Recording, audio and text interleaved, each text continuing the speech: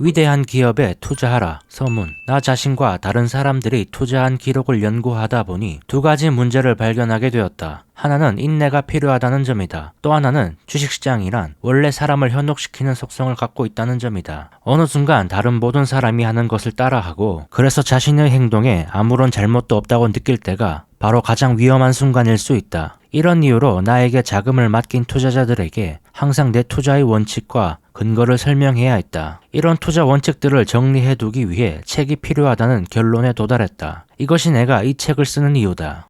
1. 과거로부터의 단서들. 어떤 이유로 주식시장에 관심을 갖게 됐든 어떤 방식으로 주식시장에 투자하게 됐든 당신이 주식을 사야 하는 이유는 돈을 벌기 위한 것이다. 따라서 과거에는 어떻게 해서 주식시장에서 돈을 벌었는지 살펴보는 게 합리적일 것이다. 전혀 다른 두 가지 방법을 사용했음을 쉽게 알 수 있다. 19세기와 20세기 초에는 경기가 좋지 않을 때 주식을 사서 경기가 좋을 때 주식을 파는 게 투자 수익을 올리는 열쇠였다. 그러나 주식시장의 이 같은 시대는 1913년 연방준비제도 이사회가 설립되고 증권거래 및 감독법안이 통과되면서 종말을 고했다. 이제 새로운 주식시장의 시대로 접어들게 된 것이다. 이 시기에는 이전과는 완전히 다른 방식을 사용한 사람들이 더 큰 수익을 올렸고 더 적은 리스크를 부담했다. 예전과는 달리 정말로 뛰어난 기업을 발굴했다면 주식시장이 천정과 바닥을 오가며 출렁이는 동안에도 계속 보유하는 것이 쌀 때 사서 비쌀 때 팔기 위해 분주하게 온갖 주식을 매매하는 것보다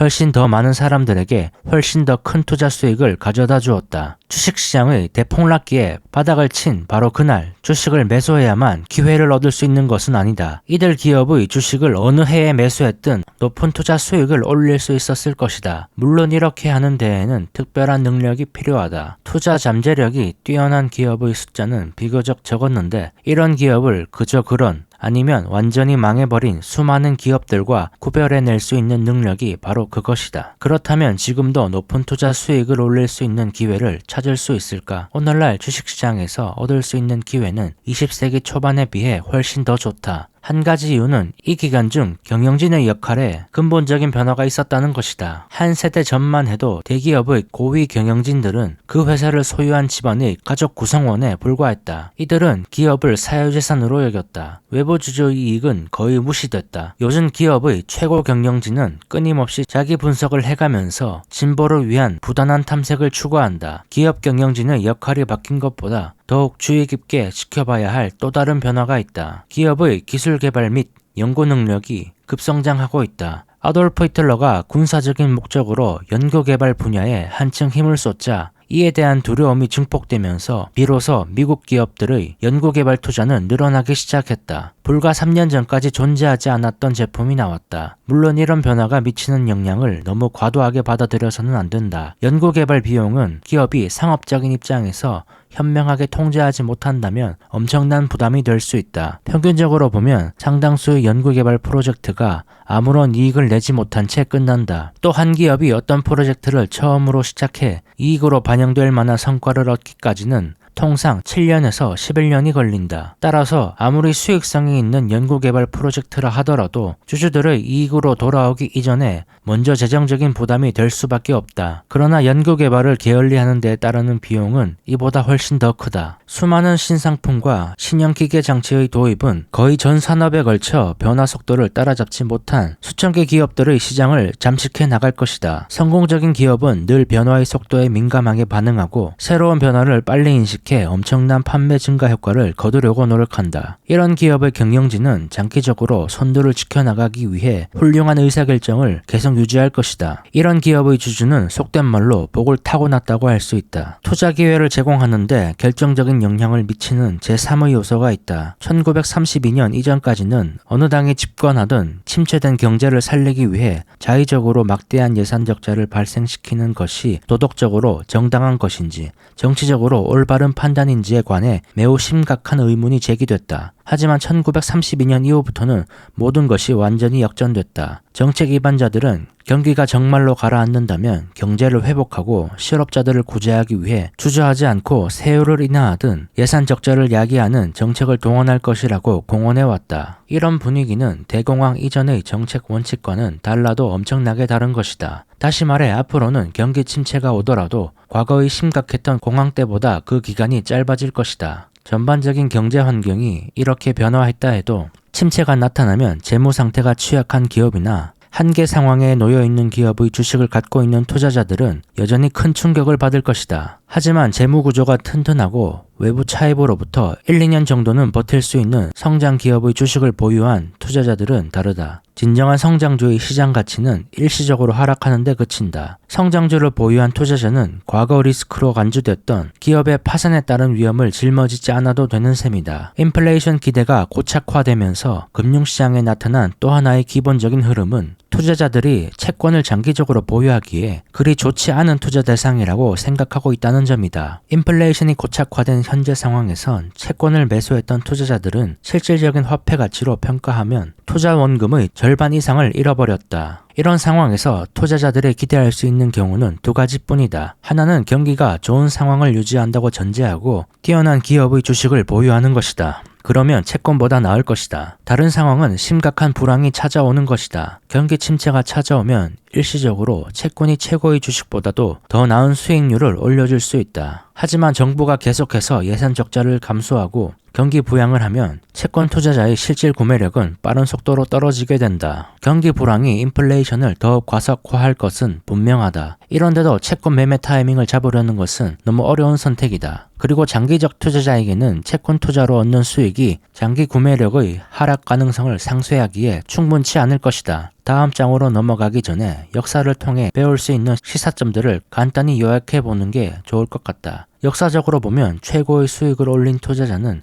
행운이 따라주었든 혹은 뛰어난 감각을 갖고 있었든 오랜 기간에 걸쳐 매출액과 순이익이 전체 산업 평균보다 훨씬 높게 성장한 소수의 기업을 찾아낸 사람들이었다. 이런 기업은 반드시 설립된 지 얼마 안 된 작은 기업일 필요는 없다. 오히려 규모와 관계없이 이런 기업에게 중요한 것은 더욱 강력한 성장을 이루어내고자 하는 결의와 성장 계획을 완성해낼 수 있는 실행 능력을 갖춘 경영진이다. 이 같은 성장 기업은 또 다양한 연구진을 조직화해 경제적으로 가치 있는 제품을 시장에 내놓고 생산 라인을 발전시켜 나가는 방법을 알고 있다. 끝으로 수십 년 전에도 투자 기회가 수없이 존재했지만 오늘날에도 그런 기회가 많을 것이라는 강한 확신을 갖게 된다는 점을 밝혀둔다. 필립 피셔는 과거의 기회는 많았지만 앞으로도 주식의 기회가 많을 거라고 말합니다. 이유는 세 가지가 이전과 바뀌었습니다. 1. 경영진들의 마인드가 바뀌었고 2. 기술 연구 개발이 늘어나 혁신적인 제품을 생산하는 기업이 많아졌으며 3. 정부는 어느 당이 되었든 경기를 살리려고 하기 때문입니다. 그리고 인플레이션이 고착화되어서 채권보다 주식이 더 매력적이기 때문입니다. 이런 상황에서 우리는 성장하는 위대한 기업을 찾아야 한다는 것이 필립 피셔의 말입니다.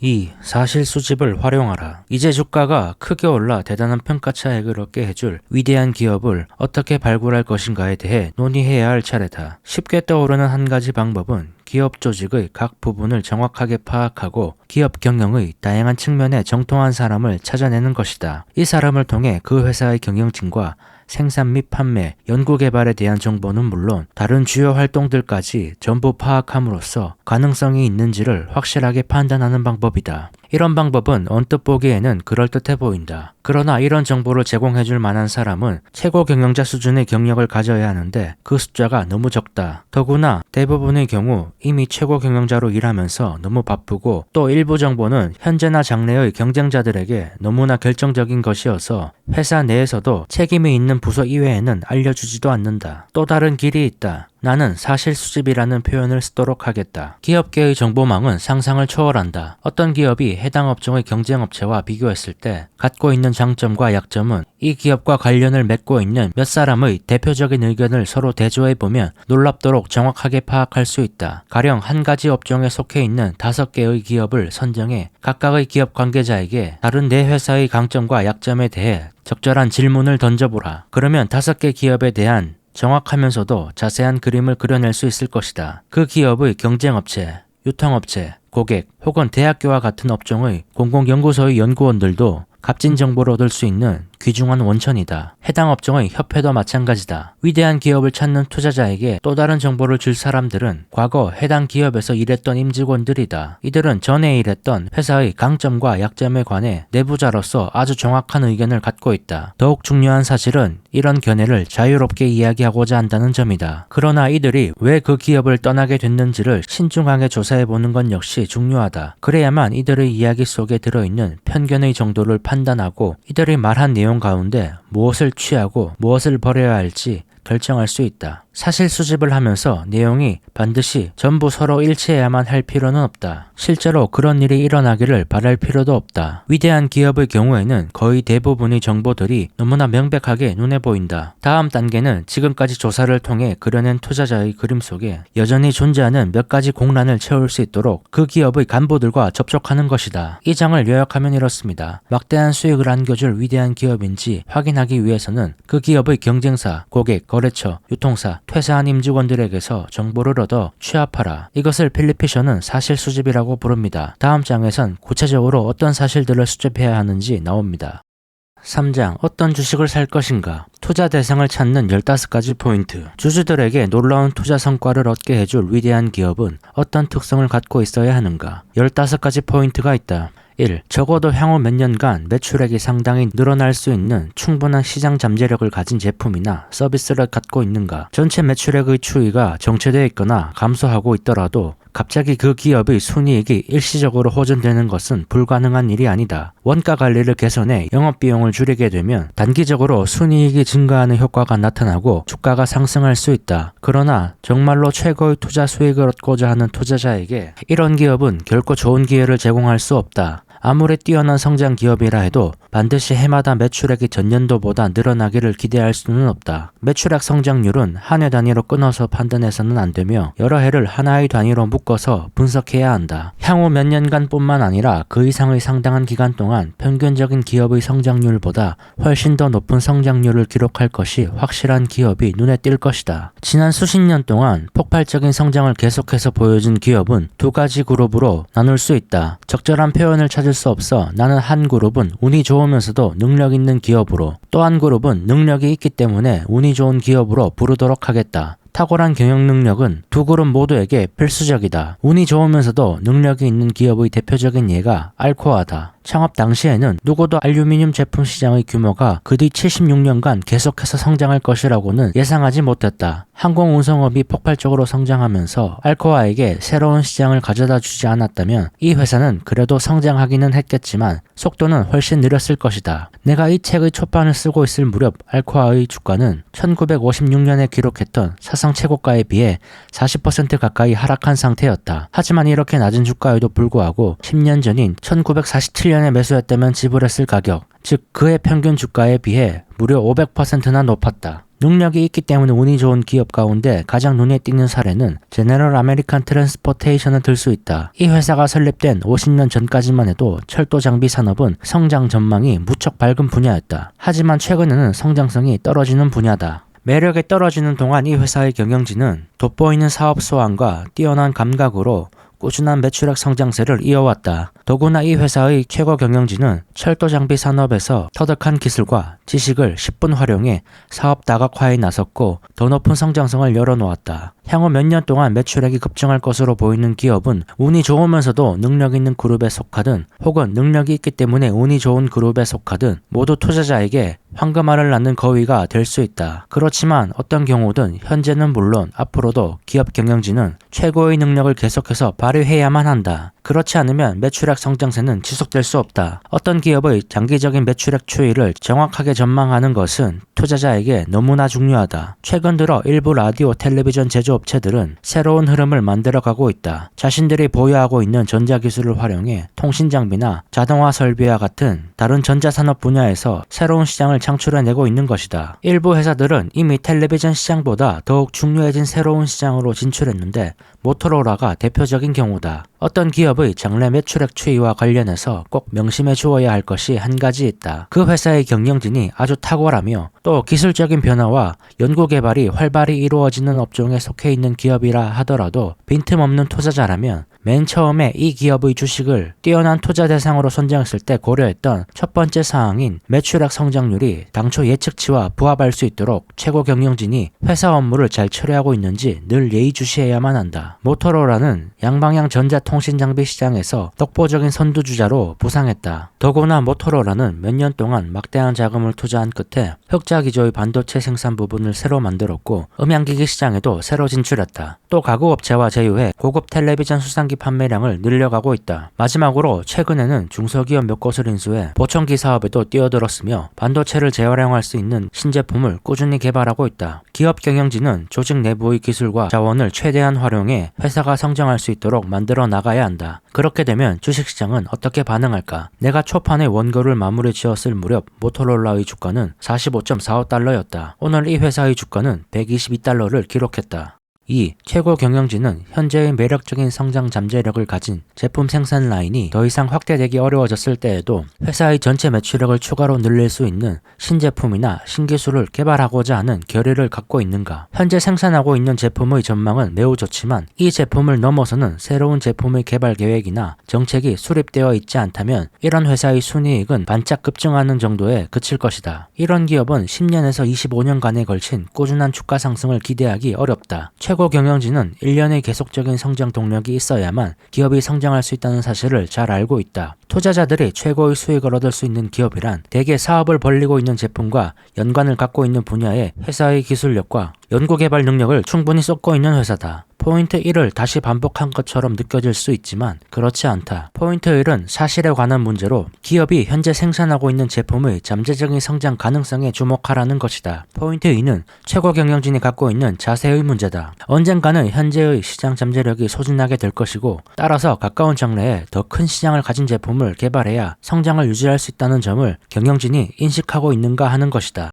기업의 연구개발 노력은 회사의 규모를 감안할 때 얼마나 생산적인가? 주식시장에 상장되어 있는 수많은 기업들의 경우 매년 어느 정도의 금액을 연구개발 분야에 지출하고 있는지 어렵지 않게 파악할 수 있다. 업종 평균과 비교하기도 하고 유사 업종의 다른 기업들까지 포함해서 비교하기도 한다. 이렇게 해서 한 주당 연구개발비가 어느 정도인지 판단하게 된다. 이 수치를 통해 어떤 기업의 연구개발 투자가 다른 업체들이 도저히 따라올 수 없을 정도로 많다는 사실을 확인할 수 있다. 하지만 좀 더 자세히 살펴보지 않으면 자칫 잘못된 판단을 내릴 수 있다. 기업들마다 연구개발 비용에 포함시키거나 포함시키지 않는 기준이 매우 다양하다는 점이 한 가지 이유다. 그런 점에서 한 회사의 연구개발비나 연구개발 직원이 몇 명이나 되고 얼마나 대단한 능력을 가졌는가 보다 이들이 하나의 팀으로서 얼마나 생산적으로 협력하는가의 여부가 더 중요할 수 있다. 각각의 개발 프로젝트에 투입된 연구개발 인력 간에 구체적이면서 섬세한 협력관계가 유지되고 생산 및 판매와 관련된 문제까지 철저하게 고려하는 건 역시 중요하다. 연구개발 부서와 생산 및 판매 부서 간의 협력이 있지 않으면 최종 제품의 단가를 최대한 낮추지 못할 수 있고 싸게 생산해도 최대 판매를 못할 수도 있다. 이렇게 개발된 신제품은 생산적인 경쟁업체에 비해 취약하게 된다. 연구개발 비용이 최대의 생산적인 성과를 낳기 위해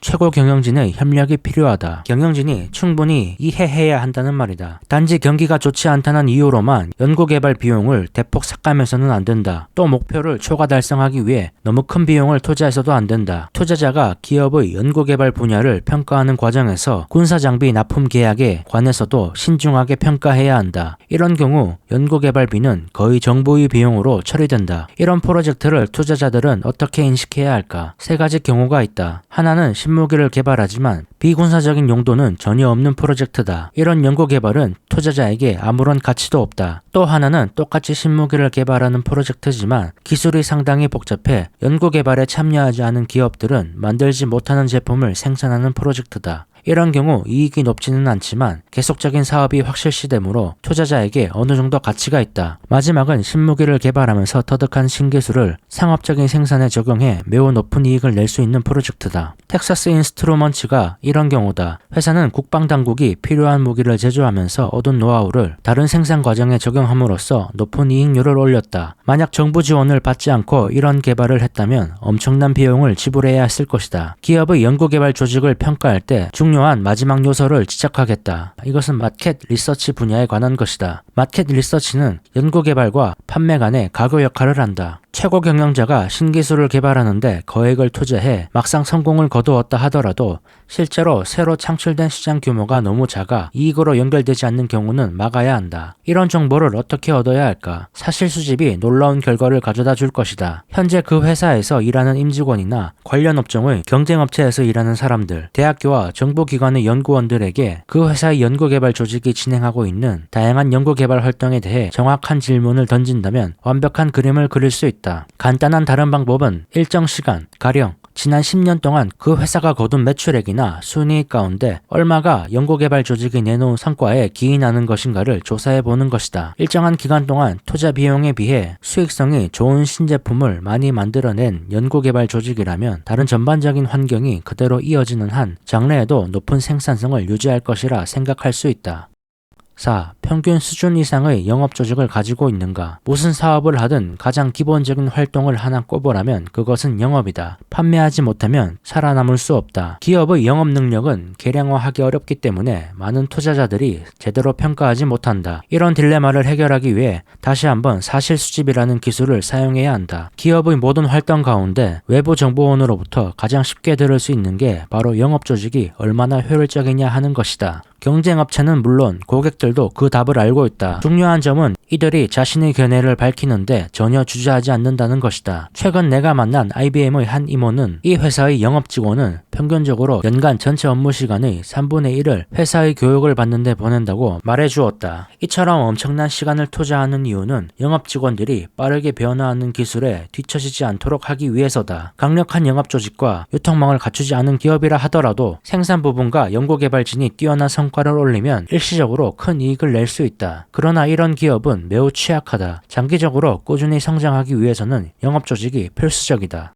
5. 영업이익률을 충분히 거두고 있는가? 어느 기업의 이익을 측정하는 첫 번째 단계는 영업이익률, 즉 1달러의 매출을 올렸을 때 얼마의 영업이익이 남는가를 분석하는 것이다. 영업이익률은 한 해가 아니라 몇 해에 걸친 추이를 봐야 한다. 영업이익률이 낮았던 기업이라도 경기가 좋을 땐 영업이익률이 더 많이 좋아지기 때문이다. 그러나 반대로 경기가 나빠졌을 땐 더 많이 나빠진다. 그래서 우리는 항상 영업이익이 양호한 기업을 선택해야 한다. 하지만 한 가지 예외가 있다. 영업이익의 개선이 경기 화랑에 따른 일시적인 것이 아니라 다른 이유로 나타나는 경우다. 신제품이나 생산성 향상 같은 변화가 나타났을 때 주식을 매수한다면 최적의 타이밍이 될 것이다. 만약 어떤 대기업이 평균적으로 장기간 높은 영업이익을 올리다가 성장을 가속화하기 위해 영업이익을 연구개발비에 사용하면서 영업이익이 감소한다면 눈여겨봐야 한다. 이런 노력으로 인해 실제 영업이익을 높일 확률이 있어 보인다면 아주 매력적인 투자 대상이 될 수 있다. 하지만 이런 경우를 제외한다면 장기적으로 투자 수익을 올리고자 한다면 영업이익률이 낮은 기업은 피하는 것이 상책이다. 6. 영업이익률 개선을 위해 무엇을 하고 있는가? 투자자에게 기본적으로 중요한 것은 과거의 영업이익률이 아니라 미래의 영업이익률이다. 우리가 살아가고 있는 현대에는 영업이익률을 위협하는 요인이 많다. 임금은 매년 상승하고 세금, 특히 부동산 관련 세금과 지방세 부담도 꾸준히 늘어나고 있다. 어떤 기업들은 운이 좋게도 판매 가격을 올려서 영업이익을 유지할 수 있겠지만 새로운 경쟁 대상이 나타나게 되면 가격 결정력은 상실될 수 있다. 영업이익률이 떨어지기 시작하는 것이다. 이와는 대조적으로 어떤 기업들은 판매 가격 인상이 아닌 더 현명한 방법으로 영업이익률을 개선하고자 노력한다. 제조 공정을 발전시키거나 새로운 운송 방식을 사용한다거나 해서 원가를 절감할 수 있다. 안목이 있는 투자자라면 기업들이 원가를 줄이고 영업이익률을 개선할 수 있는 새로운 아이디어를 위해 얼마나 노력하는지 살펴봐야 한다. 이 경우 사실 수집이 어느 정도 도움이 되지만 해당 기업의 관계자로부터 직접 듣는 게 가장 좋다. 7. 돋보이는 노사관계를 갖고 있는가? 노사관계가 좋지 않은 데서 오는 해악을 모르는 투자자는 거의 없다. 그런데 투자자들이 어떤 회사의 노사관계 내지는 인사관리가 우수한지 판단하려면 어떻게 해야 할까? 노동조합이 있다고 해서 그 회사의 노사관계가 나쁘다고 단정해서는 안 된다. 최고의 노사관계를 유지하고 있는 기업 가운데도 전 직원이 노조에 가입한 경우는 많다. 마찬가지로 잦은 파업과 장기 파업은 노사관계가 좋지 않다는 점을 보여주는 대표적인 예이지만 아예 파업하지 않는다고 해서 무조건 노사관계가 좋다고 판단할 수는 없다. 어떤 기업의 노사정책 인사관리 수준이 어느 정도인지를 볼 수 있는 지표는 그 기업의 근로자 이직률을 같은 업종의 다른 기업과 비교하는 것이다. 또 입사 희망자가 줄을 서 있는 기업이라면 노사관계가 양호하다고 판단할 수 있다. 같은 지역의 다른 기업보다 높은 임금을 지불하면서도 평균 이상의 영업이익률을 올리는 기업도 노사관계가 양호하다고 볼 수 있다. 하지만 중요한 몇 가지 사항을 빠뜨려서는 안 된다. 훌륭한 노사관계를 가진 기업은 어떤 갈등이 생기면 즉시 해결하고자 모든 노력을 다한다. 마지막으로 중요한 것은 최고 경영자의 노동자에 대한 자세이다. 어떤 경영자는 직급이 낮은 일반 근로자에게 아무런 책임이나 관심을 갖고 있지 않다. 이런 기업에서는 전망이 조금씩만 변해도 근로자를 마구 해고하거나 새로 뽑는다. 그러다 보니 회사 내에서는 책임의식을 찾아볼 수 없고 가족 같은 분위기도 없다. 이런 회사는 우리의 투자 대상이 될 자격이 없다. 8. 임원들 간의 훌륭한 관계가 유지되고 있는가? 최고의 투자 기회를 제공하는 기업은 임원들 사이에 좋은 분위기가 조성되어 있는 곳이다. 승진은 파벌 위주가 아닌 능력주의에 따라 이루어진다는 믿음이 말단 직원부터 고위 임직원까지 모두가 갖고 있어야 한다. 임금 조정은 정기적으로 이루어져 높은 성과를 낸 것에 대한 보상적 임금 인상은 임직원들이 요구하기 전에 반영되어야 한다. 이것은 몇몇 임직원들과 이야기해보면 쉽게 파악할 수 있다. 이런 기준에 어긋나는 기업일수록 투자 대상에서부터 멀어질 것이다. 9. 두터운 기업 경영진을 갖고 있는가? 아주 탁월한 능력을 가진 1인 기업가 혼자서 회사를 이끌어 간다 하더라도 규모가 작으면 훌륭하게 해나갈 수 있다. 그러나 투자를 고려할 만한 기업이라면 계속해서 성장해야 한다. 경영 지식을 갖춘 재능 있는 경영진을 키워내지 못한다면 이 기업은 머지않아 더 이상 성장할 수 없는 단계에 이르게 된다. 무엇보다 중요한 것은 권한의 위임이다. 만약 최고 경영자로부터 하위 경영진에 이르기까지 임원들 각자가 자신들의 임무를 수행하면서 개인의 능력을 최대한 효과적으로 발휘할 수 있는 권한이 주어지지 않는다면 아무리 뛰어난 임원도 제 능력을 발휘할 수 없을 것이다. 최고 경영자가 일상적인 직무까지 전부 간섭하고 처리하려고 하는 기업은 절대로 매력적인 투자 대상이 될 수 없다. 의도가 좋았다 하더라도 기업의 가치를 훼손할 가능성이 높다. 문제들이 너무나 많이 발생해 혼자 힘으로는 감당할 수 없을 것이다. 또 하나 중요한 문제는 밑에서 올라온 어떤 제안이 현재 경영 방침에 정면으로 도전하는 것이라 할지라도 최고 경영진이 기꺼이 그런 제안을 받아들이고 평가하는가 여부다. 경영진의 자존심이나 무관심은 정말로 귀중한 아이디어의 보고를 찾아내는데 방해가 되기 일쑤다.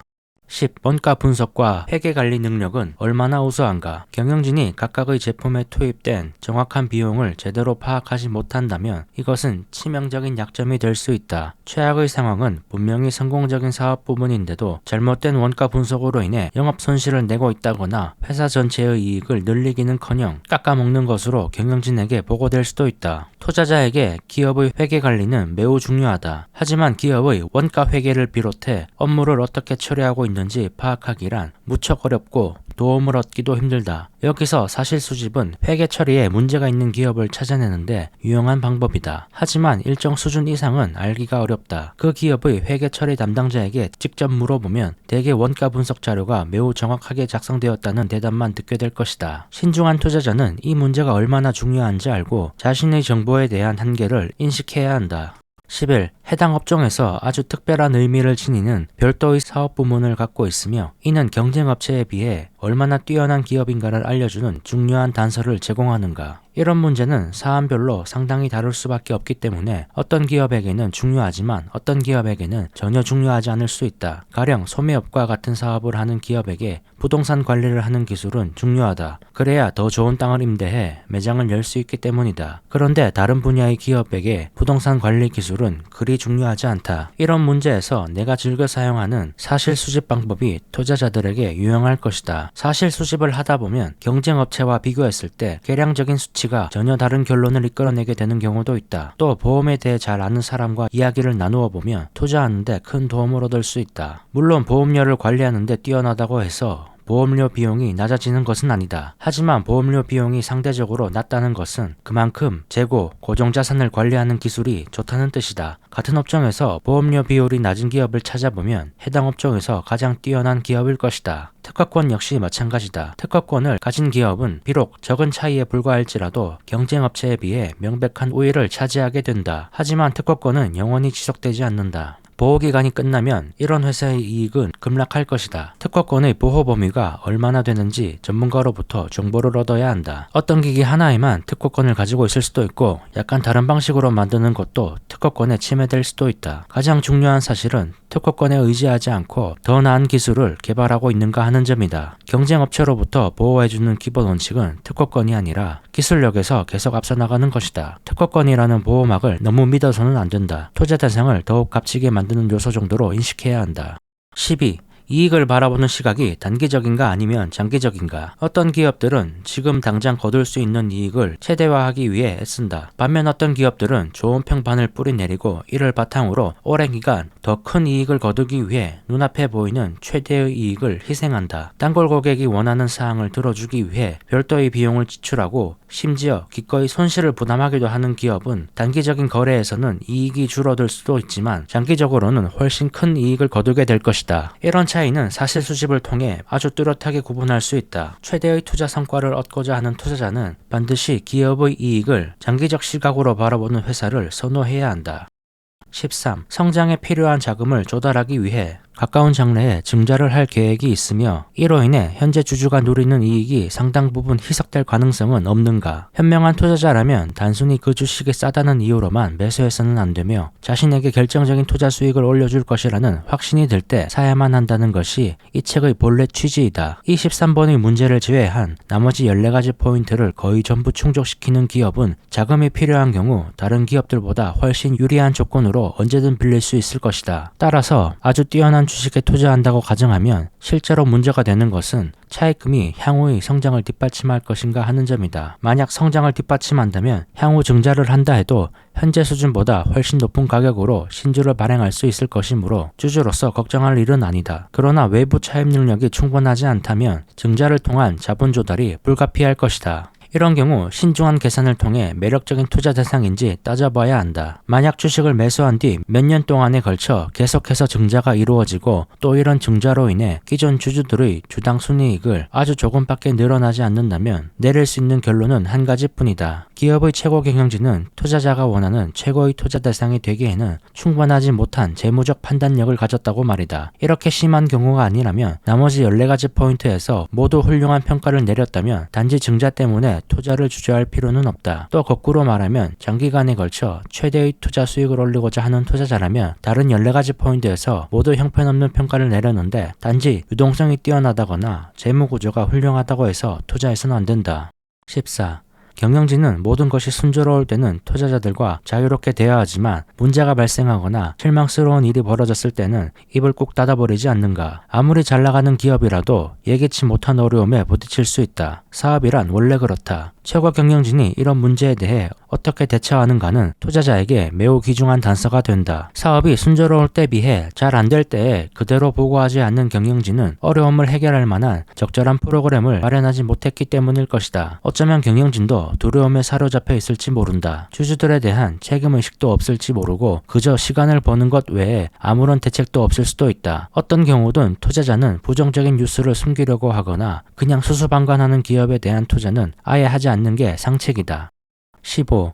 의문의 여지가 없을 정도로 진실한 최고 경영진을 갖고 있는가. 합법적인 범위 안에서도 기업의 오너가 자신의 가족들의 이익을 위해 주주의 이익을 희생시킬 수 있는 방법은 얼마든지 있다. 친척에게만 높은 임금을 지불할 수도 있고 자신이 소유한 부동산을 시세보다 높은 가격으로 회사에 팔거나 임대를 줄 수도 있다. 또 친척이 소유한 중개업체를 경유해서 물건을 공급하게 할 수도 있다. 스톡옵션 제도를 악용해 자신에게 엄청난 스톡옵션을 부여할 수도 있다. 이 같은 남용을 막을 수 있는 보호장치는 하나밖에 없다. 주주에 대한 도덕적 책임감과 수탁자로서의 상당한 의무감을 갖고 있는 경영진이 이끌어가는 기업에만 투자하는 것이다. 이 문제야말로 사실 수집 방법이 매우 유용하게 쓰일 수 있는 분야다. 투자를 고려하고 있는 기업이 지금까지 설명한 15가지 포인트 가운데 어느 하나를 충족시키지 못해도 나머지에서 상당히 높은 점수를 얻는다면 훌륭한 투자 대상이 될 수 있다. 그러나 다른 모든 면에서 제 아무리 높은 점수를 얻었다 하더라도 최고 경영진이 주주에 대한 수탁자로서의 강력한 의무를 결여하고 있다면 이것은 정말로 심각한 문제다. 현명한 투자자라면 이런 기업에 투자하는 것을 절대로 진지하게 고려하지 않을 것이다. 어떤 주식을 살 것인가? 나에게 맞는 투자 활용법.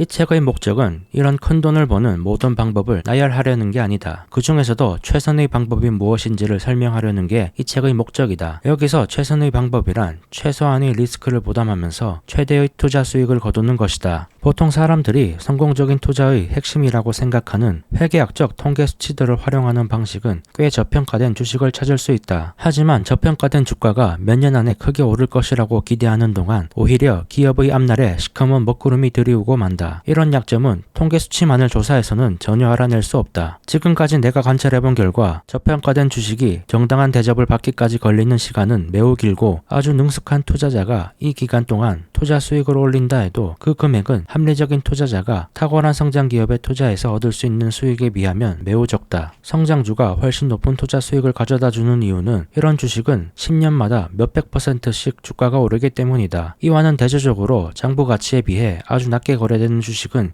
기껏해야 50% 상승하는 데 그친다. 성공적인 투자자들은 대개 기업 세계의 문제에 원래 관심이 많은 사람들이다. 이런 타고난 성격이 있어야 자신이 찾고 있는 문제에 대해 잘 알고 있는 사람의 관심을 이끌어낼 수 있는 것이다. 또 당연히 합리적이면서도 명석한 판단력을 가져야 하고 자신이 갖고 있는 자료에 너무 치우쳐서도 안 된다. 이처럼 시간과 의향, 판단력을 가진 투자자라 할지라도 주식 투자를 하는데 장애가 있을 수 있다. 지리적인 점도 한 요인이다. 가령 디트로이트에 살고 있는 투자자는 자동차 회사나 부품 기업들에 대해 알 수 있는 기회가 많지만 오레건주에 사는 투자자는 이런 기회를 접할 수 없다. 하지만 사실 투자자가 해야 할 일은 너무 전문적이고 복잡해서 굳이 개인 투자자가 자신의 투자를 직접 관리해야 할 이유는 없다. 유능한 전문가를 찾는데 필요한 원칙이 있다면 말이다. 사람들은 진짜 전문가와 전문가처럼 흉내내는 사람을 구분하지 못한다. 따라서 투자의 세계에서는 전문적인 투자 전문가를 구하고자 할 경우 능력을 검증할 수 있는 성적표를 요구하는 것이 당연하다. 이 투자 성적표를 해당 기간의 주가 등락률과 비교해보면 투자 전문가의 진짜 능력을 가늠할 수 있다. 투자 자문사를 선정하기 전에 짚고 넘어가야 할 두 가지 사항이 더 있다. 하나는 투자 자문가가 진실한 사람인가를 분명히 해야 한다. 다른 하나는 좀 더 복잡하다. 시장 평균치보다 높은 성적을 올렸더라도 그것이 뛰어난 기술 때문이 아닌 경우다. 주가가 떨어진 기간에 지수 하락률보다 적게 떨어졌는데 알고 보니 국채와 같은 비주식 자산에 투자했을 수도 있다. 한동안은 이렇게 해서 꽤 높은 수익을 올릴 수도 있지만 무한정 예측이 적중하기란 불가능하다. 어떤 주식을 사든 투자를 직접 하든 전문가에게 맡기든 반드시 직접 결정해야 할 한 가지 문제가 있다. 15가지 포인트를 대부분 충족시키는 우량 기업들의 주식도 투자 대상으로 각기 다른 성격을 갖고 있기 때문이다. 15개의 사항에 충족하는 기업을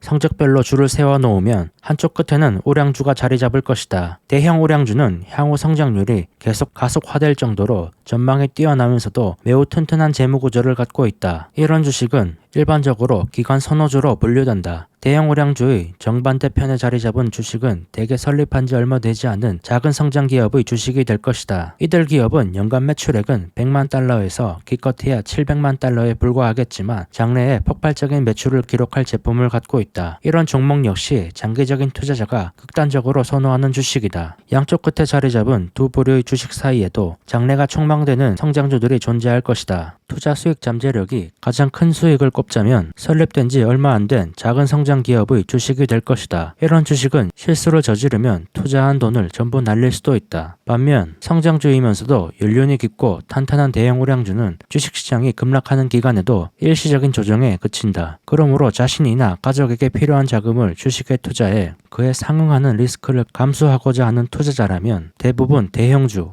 혹은 그에 근접한 주식을 매수해야 한다. 대부분이라고 한다면 60% 혹은 100%도 될 수 있고 필요에 따라 결정할 수 있다. 이런 대형 우량주에 투자한 금액이 위험한 벤처기업에 투자했다가 투자 원금을 잃을 수 있는 금액보다 더 커야 한다. 소액 투자자들에게 이런 문제는 더 골치 아프다. 거액을 굴린다면 자신의 생활 수준을 배당금 또는 다른 소득으로 유지할 수 있지만 대부분의 소액 투자자는 수익률이 높다 해도 그것만으로 생활할 수는 없다. 이런 경우 소액 투자자는 지금 당장 손에 쥐게 될 몇백 달러의 배당금을 바랄 것인가 아니면 1년 혹은 이후에 몇백 달러의 수십 배가 될 수 있는 주가 차익을 노릴 것인가 선택해야 한다. 따라서 주식에 투자하려고 하는 자금은 정말로 여유가 있는 자금이어야만 한다. 어떤 주식이든 잠재적으로는 매우 위험하다. 따라서 특별한 경우가 아니라면 매수하기 전에 몇천 달러 정도의 비상금을 따로 챙겨두어야 한다. 절대로 자녀의 대학 등록금 같은 돈으로 투자해서는 안 된다. 소액 투자자는 이런 문제를 충분히 고려하고 투자를 해야 한다. 소액 투자자들이 배당금을 중시할 것인지 성장을 중시할 것인지는 개인적인 취향이다. 순전히 내 견해를 밝히자면 생활비를 위해 향후 어느 정도 성장을 하면서도 배당이 높은 주식을 선택할 경우 따분하다는 것이다. 지난 35년간 다양한 금융 관련 기관에서 발표한 연구 결과를 기억하는 게 좋을 것이다. 배당률이 높은 기업의 주식을 매수한 경우와 배당률은 낮지만 사내 유보금 자금을 성장과 재투자를 위해 사용한 기업의 주식을 매수한 경우를 비교한 연구이다. 내가 아는 한 이런 연구 결과는 모두 똑같은 결과를 보여주고 있다. 5년 내지 10년 이상의 기간을 비교하면 배당률이 낮은 성장률과 주가 상승면에서 월등히 뛰어났다. 더욱 놀라운 사실은 이런 주식들 가운데 상당수는 비교 대상 기간 동안 배당금이 계속해서 늘어났다는 점이다. 다시 말하면 이런 성장주는 단순히 주가 상승에 따른 투자 수익 측면에서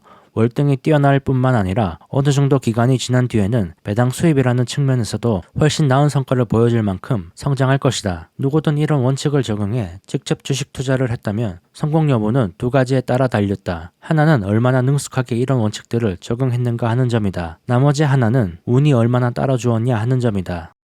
5장. 언제 살 것인가? 향후 수십 년에 걸쳐 주당 순이익이 폭발적으로 성장할 주식을 어떻게 찾아낼 것인가를 아는 것이 바로 성공적인 투자의 핵심이라는 점을 지금까지 설명했다. 하지만 최대의 이익에 근접하기 위해선 매수 타이밍에 대해서도 고려해야 한다. 언제 주식을 살 것인가에 대한 방법론은 너무나 피상적이다. 우선 엄청난 분량의 경제 지표를 제시한다. 그리고 이런 자료를 통해 경기 상황이 단기적으로 혹은 중기적으로 어떤가 하는 결론을 내린다. 향후 금리 변동 추이에 대한 의견까지 수립할 것이다. 이런 문제들을 전부 점검한 뒤 경제 상황 전반이 크게 악화되지 않을 것으로 예상되면 사고 싶은 주식을 매수하라는 최종 결론을 내릴 것이다. 내가 이런 접근 방식에 반대하는 이유는 이론적으로 틀렸기 때문이 아니다. 인간의 경제적 지식 수준을 감안할 때 이런 방식을 실제 상황에 적용해야 한다는 것은 사실상 불가능하기 때문이다. 이런 예측이 정확하게 들어맞을 확률은 저축한 돈을 투자한 데 따르는 리스크를 상쇄시켜주기에 충분하지 않다. 예측을 해서 위기를 피해갈 확률보다 투자를 안 해서 내 자산 가치가 떨어질 확률이 더 높다는 말입니다. 1929년에 그랬던 것처럼 경제는 때로 장밋빛 환상에 도취한 투기 광풍에 휩싸인 채 궤도를 이탈해 전례 없는 속도로 달려나가기도 한다. 하지만 장기적으로 볼 때 이런 경우는 극히 드물고 경기 예측이 정확히 들어맞을 확률은 평균적으로 10분의 1을 크게 넘기지 못할 것이라고 나는 생각한다. 대개의 투자자들이 이런 예측을 너무 과도하게 신뢰한다. 그렇다면 경제학술지 커머셜 앤드 파이낸셜 크로니클의 지난호를 아무 것이나 구해서 읽어보라고 권하고 싶다. 어느 해에 발행된 것을 읽어보든 마찬가지다. 학술지의 편집자가 낙관적인 전망과 비관적인 전망 모두를 보여줄 수 있도록 나름 균형을 잡아서 게재 논문을 선정했다는 점을 감안하면 상반된 경제 예측이 실려있는 정도는 그냥 넘어갈 수 있다. 정말로 놀라운 사실은 각각의 전문가들이 서로 입장을 조금도 인정하지 않는다는 점이다. 이 가운데 일부 논문은 엄청난 반향을 일으켰고 많은 사람들이 신뢰했다는 사실은 더욱 놀랍다. 또 여기에 실려있는 상당수의 경제 예측이 대부분 틀린 것으로 판명났다는 점 역시 명백한 사실이다. 경제 예측의 실마리를 찾으려고 노력하는 투자자들의 노력을 극히 일부분만 다른 곳으로 돌려도 더 나은 방향을 찾을 수 있지 않을까?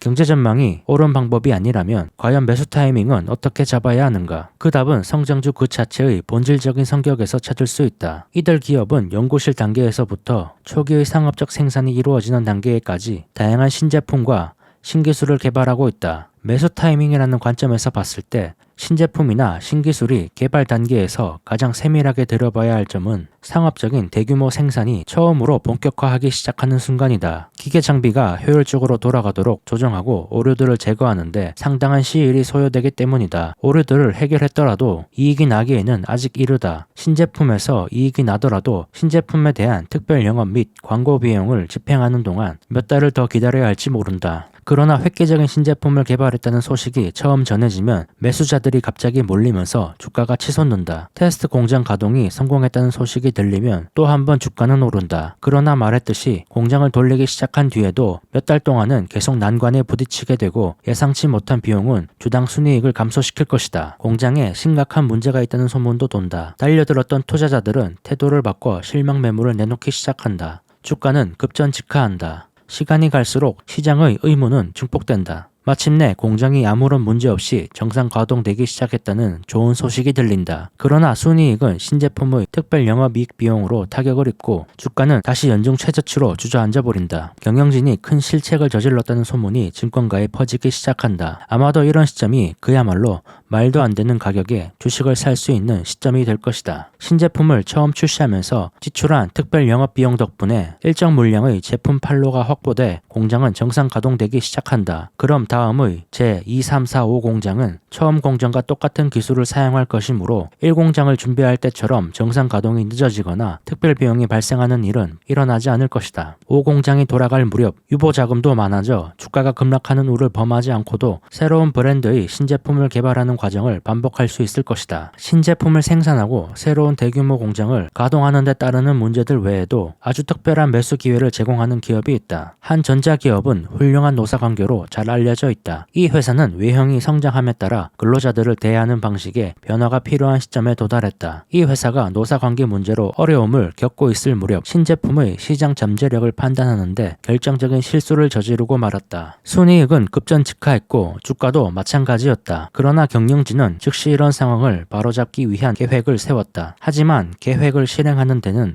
훨씬 더 긴 시간이 필요하다. 이 같은 계획이 순이익에 반영되기 시작하자 주가는 첫 번째 매수 시점인 A에 도달했다. 그러나 계획 실행에 따른 효과가 손익계산서에 반영되는 데는 1년 6개월이 걸렸다. 이 기간에 또 파업이 일어났지만 오래 가지는 않았다. 그러나 증권가에서는 노사관계가 악화됐다는 소문이 퍼졌다. 주가는 오히려 떨어졌다. 이 시점이야말로 매수 타이밍이라는 시각에서 보면 최고의 매수 기회다. 이 지점을 B라고 부르겠다. 투자자 입장에서 A 지점이든 B 지점이든 어느 시점에 사도 매우 높은 수익을 올릴 수 있을 것이다. 그러나 기관들은 이 시점에 사지 못한다. 안 좋은 뉴스가 많기에 면박을 당할 것이 틀림없다. 내가 말하고자 하는 이야기는 주가가 최저치로 떨어졌을 때를 노리라는 것이 아니다. 만약 어떤 종목의 주가가 사상 최저치일 때 매수를 했다면 그것은 운이 좋았을 뿐이다. 오히려 A, B 지점보다 약간 높은 수준에서 사야 한다. 그래야만 많은 양을 살 수 있다. 내가 이 글을 쓴 뒤 불과 몇 달이 지나지 않아 이 회사의 주가는 B 지점에서 50%나 올랐고 A로부터는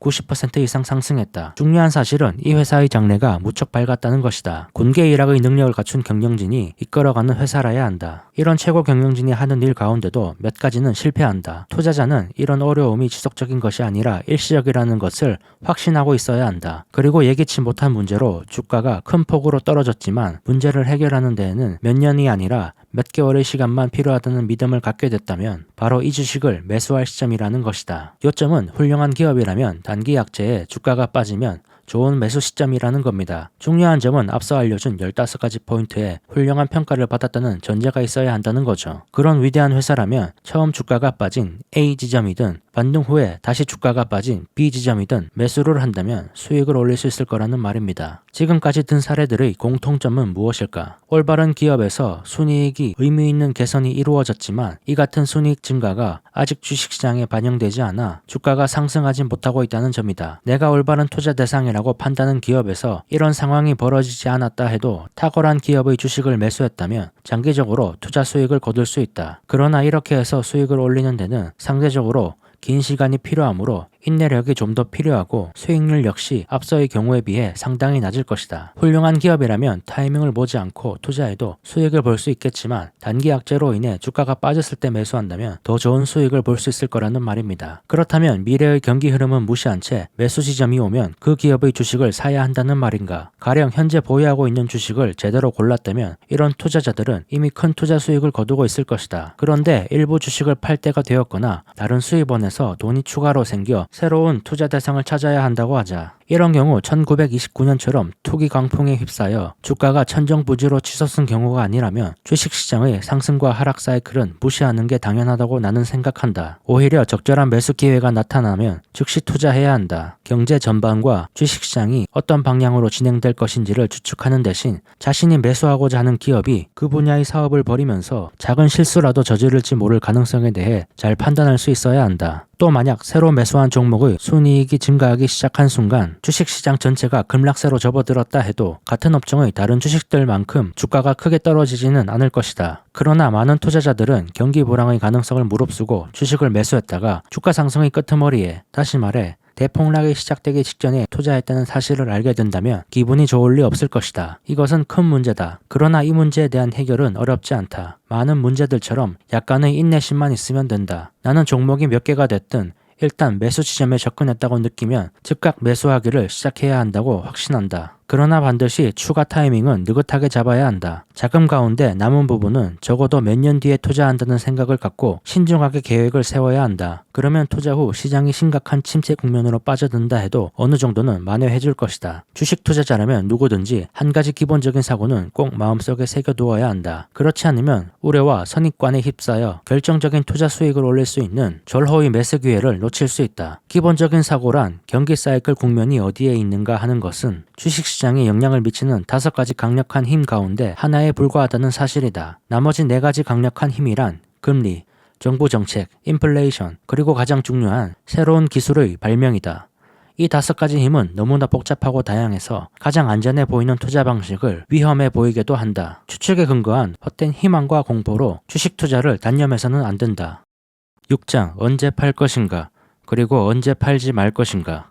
앞서 설명했던 투자 원칙에 따라 처음부터 제대로 선정한 주식이라면 팔아야 할 이유는 정확히 3가지밖에 없다. 첫 번째 이유는 처음에 주식을 매수할 때 실수를 저질렀고 믿었던 우수한 점이 볼수록 훨씬 덜하다는 사실이 갈수록 명백해질 때이다. 투자 수익을 얻는 과정은 너무나 복잡해서 실수를 하는 게 당연하다. 다행히도 정말로 잘 고른 주식에서 장기적으로 얻을 수 있는 투자 수익은 이렇게 실수를 저지른 데 따른 손실을 만회하고도 남는다. 이런 일이 벌어졌을 경우 손실을 보았다 해도 실수로 매수한 주식을 장기 보유했던 것보다는 그래도 적을 것이다. 더 중요한 사실은 잘못된 종목에 묶여있던 투자 자금을 다른 데 쓸 수 있다는 것이고 이 자금을 제대로 고른 종목에 다시 투자해서 결정적인 투자 수익을 올릴 수도 있다는 점이다. 그러나 우리는 자존심이 있다. 어느 누구도 자신이 틀렸다는 것을 스스로 인정하고 싶어 하지 않는다. 대부분의 투자자들은 더 이상 보유하고 싶지 않은 주식이지만 다른 이유 없이 오로지 최소한 본전은 건질 수 있을 때까지 보유하겠다는 종목에서 늘 치명적인 손실을 입는다. 장기적으로 수백 % 정도의 투자 수익을 거두는 것이라면 사실 10%의 손실을 보는 것이나 5%의 이익을 얻는 것이나 그 차이는 그리 중요하지 않다. 그렇다고 너무 가볍게 넘어가서도 안 된다. 손실을 입을 경우 무언가를 배울 수 있도록 반드시 주의 깊게 되돌아보아야 한다. 두 번째 매도 이유는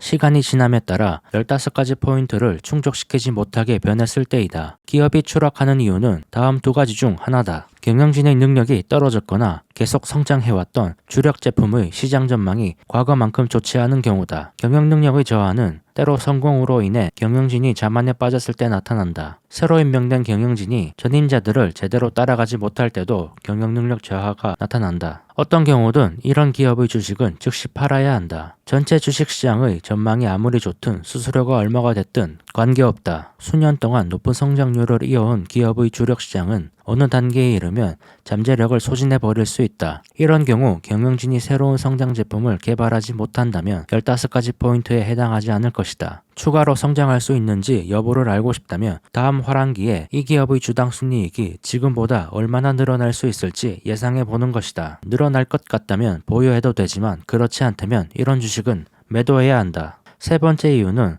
더 매력적인 투자 대상을 발견했을 때이다. 가령 지금 보유한 기업은 연간 12%의 성장률을 지속할 것으로 예상되는데 새로 발견한 기업은 연간 20%의 성장률을 지속할 것으로 보인다면 종목 교체에 따른 비용을 감안하더라도 교체하는 것이 나을 것이다. 지금까지 설명한 내용을 정확히 이해한 독자라면 기본적인 투자 원칙은 잘 알았을 것이다. 기본 원칙이란 일단 제대로 주식을 선택해서 매수했다면 주식을 매도해야 할 이유가 생기는 경우는 매우 드물다는 것이다. 그런데도 증권가에서는 매도 의견을 계속해서 쏟아내고 있다. 이런 이유는 과연 타당한가? 증권가는 주식시장 전체가 하락할 수 있다는 이유로 매도 의견을 낸다. 하지만 정말로 올바른 회사라면 하락 이후의 다음 강세장에서 틀림없이 신고가를 기록할 것이다. 이런 주식을 팔았다면 언제 매수해야 할지 어떻게 알 수 있겠는가? 물론 이론적으로는 주가가 충분히 다 떨어진 다음에 매수해야 한다. 그러나 이것은 주가의 하락이 언제 끝날지 투자자가 정확히 알 수 있다는 것을 전제로 한다. 나는 약세장이 닥칠 것이 두려워 수년 동안 꽤 높은 투자 수익률을 기록했던 보유 중인 주식을 매도해버리는 투자자들을 수없이 목격했다. 두려움 때문에 보유 주식을 팔았는데 약세장은 찾아오지 않고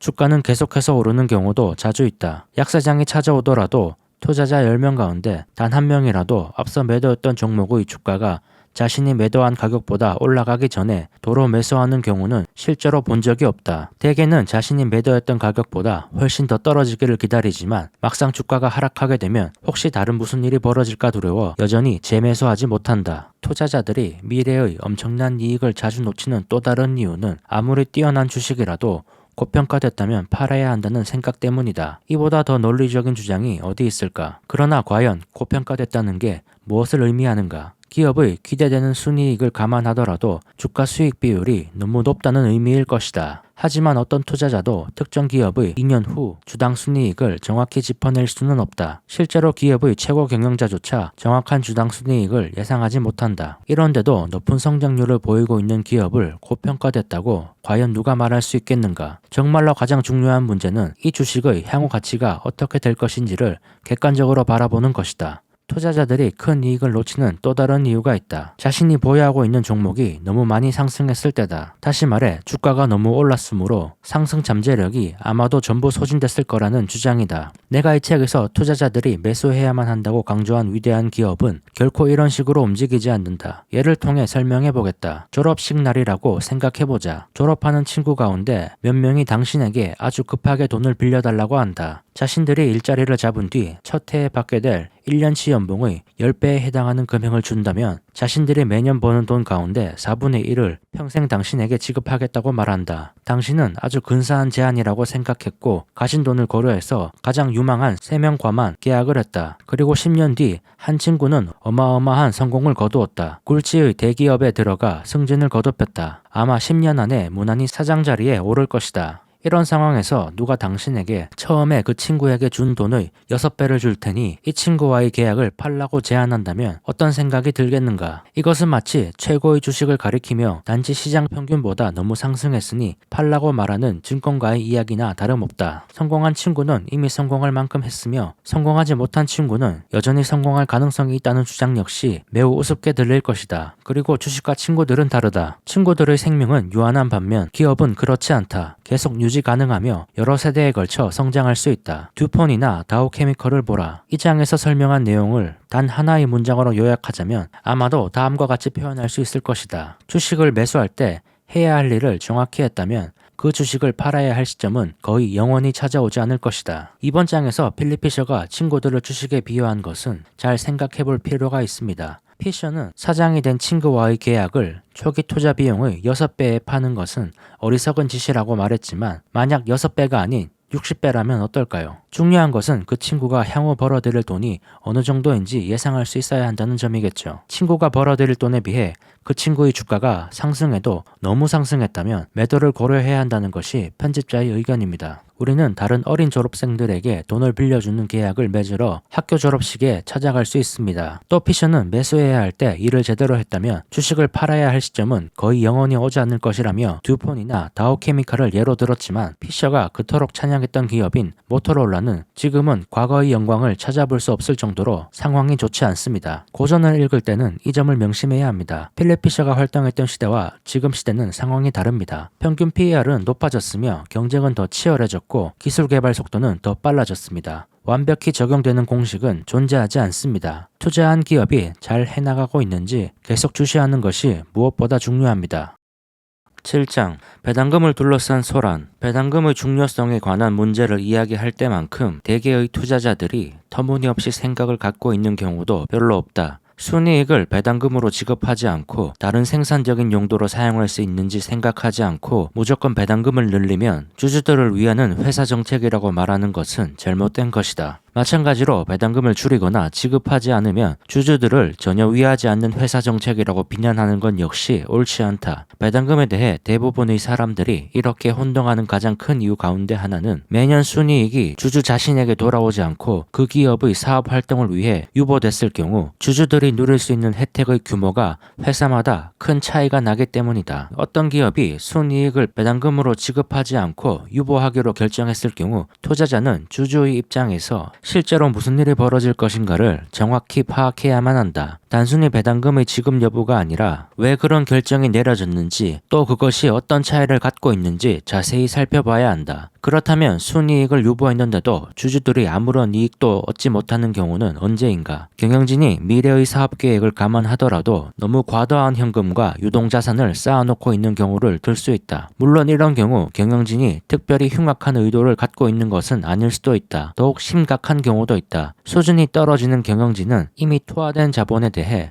평균치 이하의 수익률밖에 올리지 못한다. 이런 경영진은 유보한 순이익을 더 나은 곳에 쓰지 못하고 기껏해야 비생산적인 사업 부문을 확장하는 데 사용한다. 당연히 주주들에게는 아무런 이익도 돌아가지 않는다. 그렇다면 사업에 꼭 필요한 곳에 사용했는데도 주가를 올리지 못하는 경우는 어떤 경우일까? 가령 어떤 유통업체가 매장에 에어컨을 틀어야 하는 경우다. 에어컨을 틀어도 이익은 늘어나지 않는다. 하지만 경쟁사들이 에어컨을 트는데 자사 매장에만 에어컨을 틀지 않는다면 경쟁에서 뒤처질 것이다. 두 번째 경우는 회계 방식의 결함 때문에 발생하는 것이다. 우리는 화폐의 구매력 가치가 빠르게 변하는 시대에 살고 있다. 모든 회계 처리 방식은 명목 가치를 기준으로 한다. 하지만 이런 식으로 작성한 대차대조표와 실제 자산 가치를 비교한다면 혼란스러울 것이다. 고정자산의 감가상각 충당금은 이론적으로 현재 사용하고 있는 고정자산이 경제적으로 더 이상 쓸모가 없어질 때 이를 대체할 수 있는 충분한 금액이 돼야 한다. 그러나 대체 비용이 계속해서 오르는 상황에서 감가상각 충당금만으로 기존의 쓸모없어진 자산을 대체할 수 없다. 따라서 기업이 이런 차이를 메우기 위해서라도 순이익의 일부를 반드시 유보해 두어야 한다. 특히 첨단 기술 기업은 감가상각 충당금을 더 많이 쌓아두어야 한다. 예를 들어 한 대에 1억 하는 직조기를 구매했다고 해봅시다. 이 직조기는 수명이 10년이기에 10년에 걸쳐 감가를 상각하는 방식으로 회계 처리를 합니다. 그러면 1년에 1,000만 원의 감가상각 충당금이 발생할 겁니다. 그런데 10년 뒤 직조기의 수명이 다해서 새로운 같은 직조기를 구매하려고 하는데 물가 상승으로 인해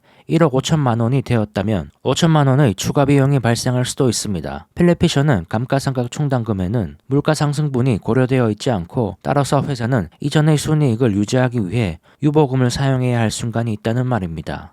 그러면 이제 소액주주들에게 배당률을 올리지 않는 게 왜 유리한지 살펴봅시다. 주식을 보유할 정도로 여유자금이 있는 투자자라면 거의 대부분 최저세율이라 하더라도 소득세를 내고 있을 것이다. 따라서 배당금에도 배당소득세를 물어야 할 것이다. 게다가 주식을 살 때는 증권사에 거래 수수료를 내야 한다. 결국 소액주주가 배당금을 받아 주식에 재투자하려면 소득세와 거래 수수료까지 부담해야 한다. 그만큼 재투자할 수 있는 배당금은 줄어들게 될 것이다. 여유자금을 올바른 주식에 투자하고 있다면 기업 경영진이 배당금을 늘려 주주로 하여금 재투자하도록 하는 것보다는 순이익을 기업 활동에 직접 재투자하는 것이 낫다. 나는 배당받은 금액을 다시 주식에 투자하려고 하는 투자자인데 배당 소득세가 10%이고 매매 수수료가 2%라고 가정해봅시다. 100달러의 배당금을 받았다면 재투자할 수 있는 금액은 세금을 제외한 88달러 뿐입니다. 그런데 기업이 배당을 하지 않고 배당으로 나갈 돈을 재투자한다면 아무런 비용이 발생하지 않아 100달러를 그대로 재투자할 수 있다는 말입니다. 배당 소득세와 거래 수수료로 인해 배당금을 받아 재투자할 수 있는 금액이 줄어드는 이유 말고 다른 이유도 있다. 투자자 입장에서 보면 위대한 기업을 고른다는 것이 결코 쉬운 일이 아니기 때문이다. 개인이 받은 배당금으로 이렇게 매력적인 투자 대상을 새로 물색하다가 실수를 저지를 위험이 있다. 뛰어난 기업일수록 배당금에 관한 명제는 더욱 분명해진다. 보수적인 투자자들은 배당 수익률이 높을수록 안전하다고 생각하지만 내가 살펴본 연구조사 결과는 전혀 그렇지 않다. 역사적으로 투자 수익률이 형편없었던 주식들 대다수는 배당률이 높았던 기업의 주식이었다. 순이익을 유보해 기업 활동에 재투자했더라면 잡을 수 있었던 귀중한 기회를 배당금을 늘리는 바람에 놓쳐버린 기업 경영진은 마치 돼지 축산업을 하는 농부가 원가 대비 최대의 가격을 받을 수 있는 시점이 아니라 무조건 시장에 내다 팔 수 있는 시점에 돼지를 내다 파는 것과 마찬가지다. 이 농부는 지금 당장 약간의 현금을 손에 쥘 수 있겠지만 엄청난 기회비용을 그 대가로 치러야 한다. 가장 중요한 점은 배당금 증액을 너무 강조해서 기업의 진정한 성장 동력까지 훼손시키는 회사의 주식은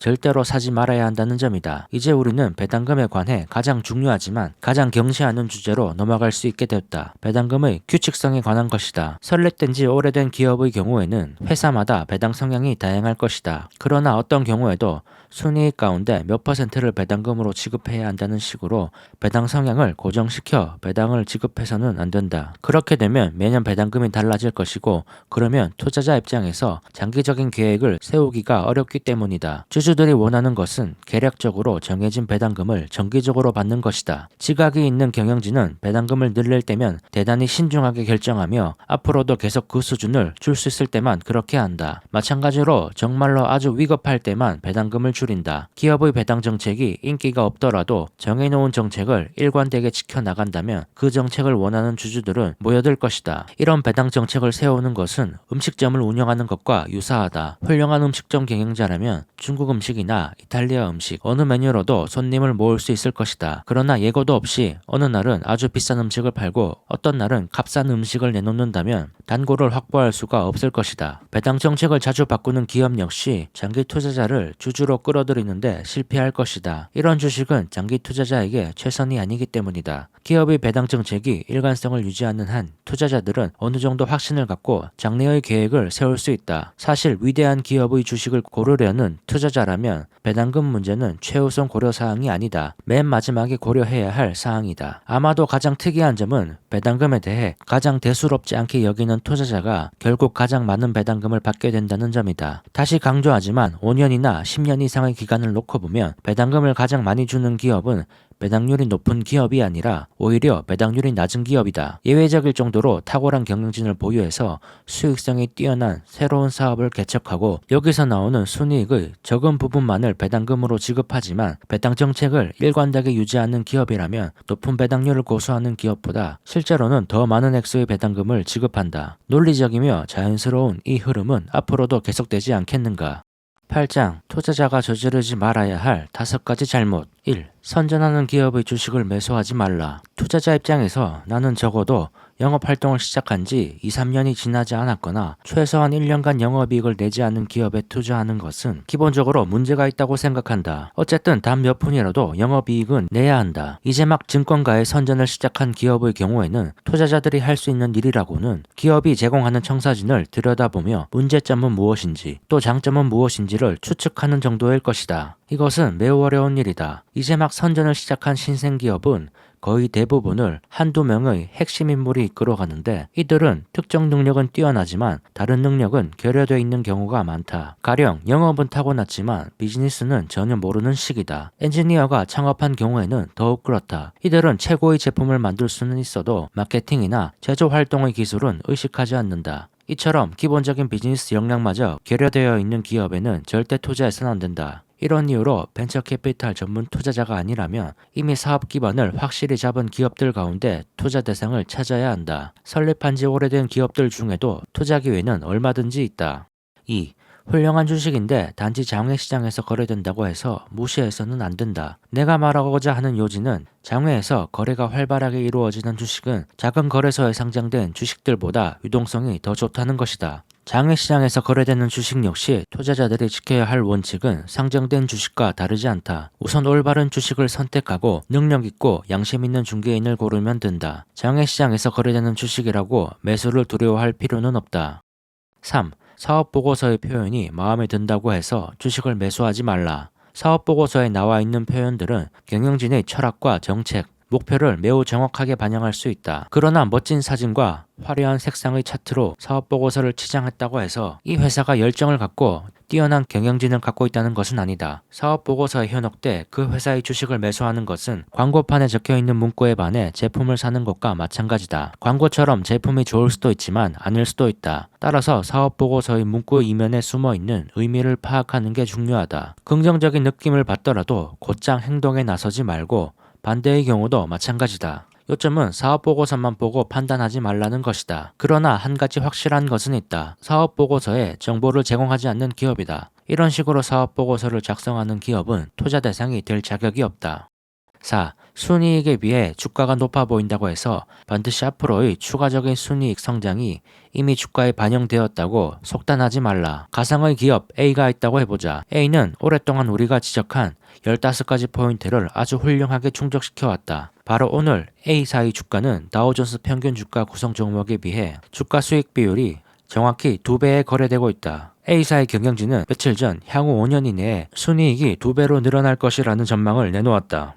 A사의 기업 여건을 볼 때 이 같은 예측은 충분히 가능한 것으로 분석됐다. 그런데 거의 모든 투자자들이 A사가 현재 다우존스 평균 주가 구성 종목에 비해 2배나 높은 주가를 기록하고 있고 앞으로 5년 뒤에 순이익이 2배로 늘어날 것을 이미 반영하고 있다고 이야기한다. 따라서 A사의 주가가 고평가됐다고 생각한다. 하지만 이 주식은 위대한 기업이 가져야 할 조건을 충족시킨 기업이고 덕분에 지난 30년 동안 다른 주식보다 주가 수익 비율이 2배가 높게 거래되었다. 그러면 앞으로 5년 뒤에도 지금이나 과거처럼 다른 주식들의 주가 수익 비율에 2배에 이르지 못할 이유가 없다. 바로 이런 이유로 위대한 기업의 주가 수익 비율은 미래 순이익을 할인해서 판단할 수 없는 것이다. 여기서 중요한 점은 해당 기업의 본질이 무엇인지 철저히 이해해야 한다는 것이다. 순이익 급증이 예상되지만 그것이 일회성에 그치는 것이라든가 현재 순이익을 성장시킨 제품의 수명이 다하게 된 뒤에도 새로운 신제품을 계속 내놓을 회사가 아니라면 문제는 달라진다. 현재 순이익 급증세가 끝나버리면 주가는 다시 평범한 주가 수익 비율 수준으로 돌아갈 것이기 때문이다. 하지만 이 회사가 꾸준히 전력을 기울여 순이익 창출의 새로운 원천을 개발하고 있다면 5에서 10년 후의 주가 수익 비율은 오히려 지금보다도 높을 것이다.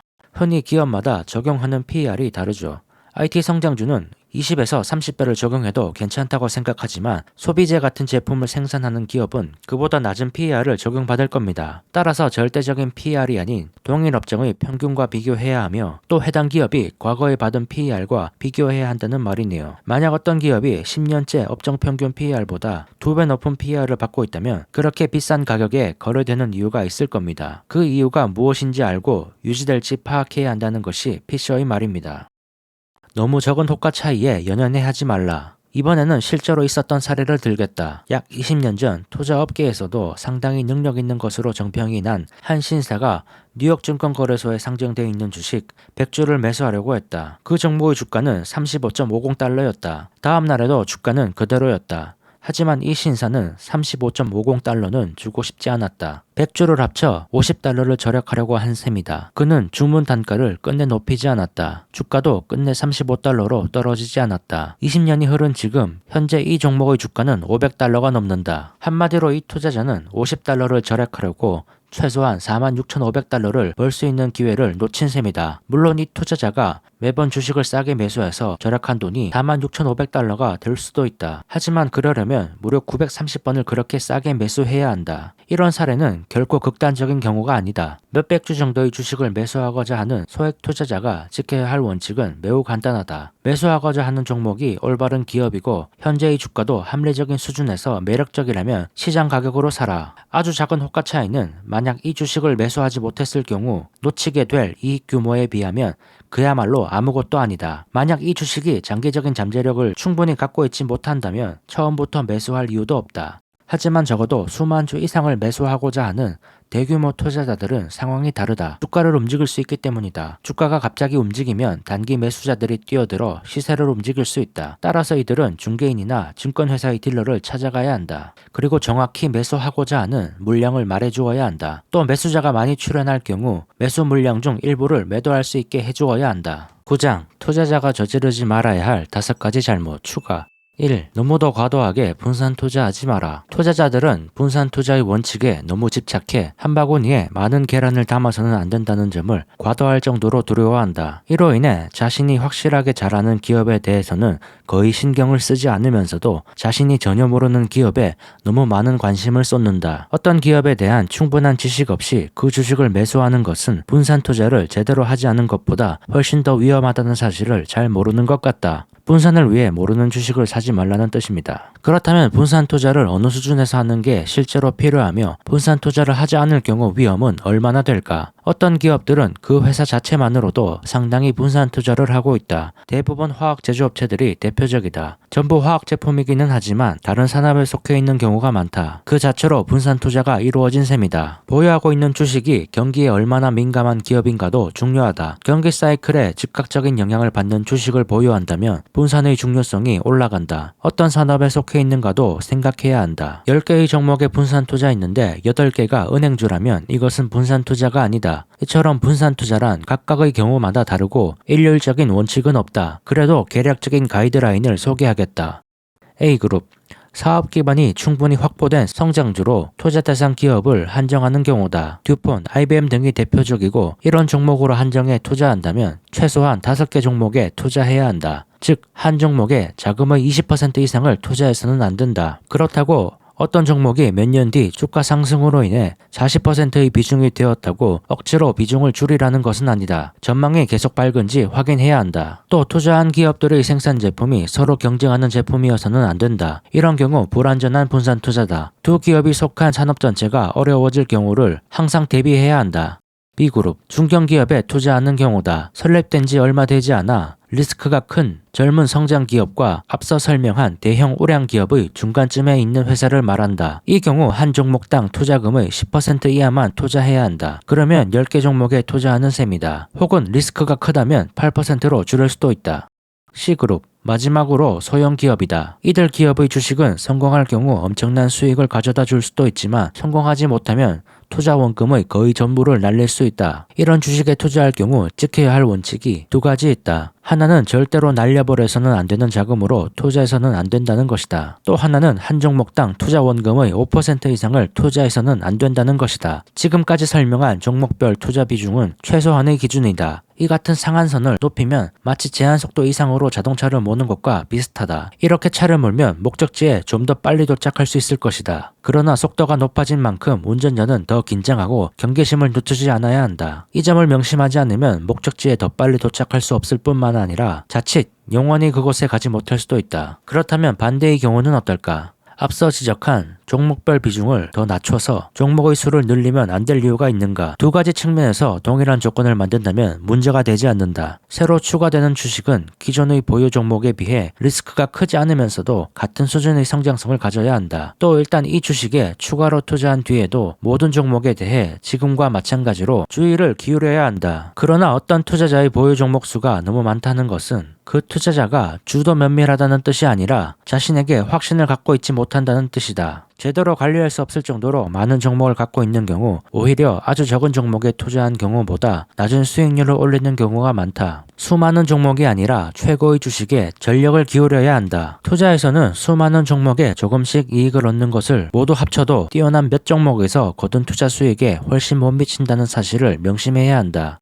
전쟁 우려로 인해 매수하기를 두려워해서는 안 된다. 20세기를 통틀어 세계 어디서든 대규모 전쟁이 발발하거나 미군이 전쟁에 개입하게 되면 미국 주식시장은 늘 급락했다. 주식시장은 전쟁 우려로 급락했지만 공포가 가라앉으면 곧 급반등했다. 이처럼 전쟁이 끝난 다음의 주가 수준은 훨씬 높아지는데도 불구하고 투자자들이 전쟁에 대한 두려움으로 무작정 주식을 내다 파는 이유는 무엇일까? 이들은 주가가 명목 화폐 가치로 표시된다는 점을 간과하고 있는 것이다. 현대전은 언제나 정부로 하여금 세금 징수액 이상의 돈을 지출하도록 만든다. 이로 인해 통화량이 증가한다. 1달러의 가치는 전쟁 이전보다 떨어진다. 이제 같은 수량의 주식을 사기 위해서는 더 많은 달러가 필요하다는 뜻이다. 어떤 투자자가 특정 종목의 주식을 매수하기로 마음먹었는데 갑자기 전쟁 위기감이 고조되면서 주가가 급락했다고 하자. 그래도 이 투자자는 순간적인 심리적 두려움은 무시하고 당초에 결심한 종목의 매수에 착수해야 한다. 이 시점은 여유자금을 현금으로 보유하는 것이 가장 좋은 때가 아니라 가장 나쁠 때다. 그러나 과연 얼마나 빨리 주식을 매수해야 할까? 주가는 얼마나 더 떨어질 것인가? 정확한 답은 없다. 따라서 주식을 매수하되 천천히 그리고 전쟁에 대한 공포를 확인해가면서 분할 매수해야 한다. 전쟁이 계속되는 동안 수요가 이어질 제품을 생산하는 기업이면 좋을 것이다. 다행히도 미국은 아직까지 전쟁에서 패배한 적이 없다. 전쟁에서 패배한 쪽의 화폐 가치는 거의 쓸모없는 것이 되어버린다. 그 나라의 주식도 마찬가지다.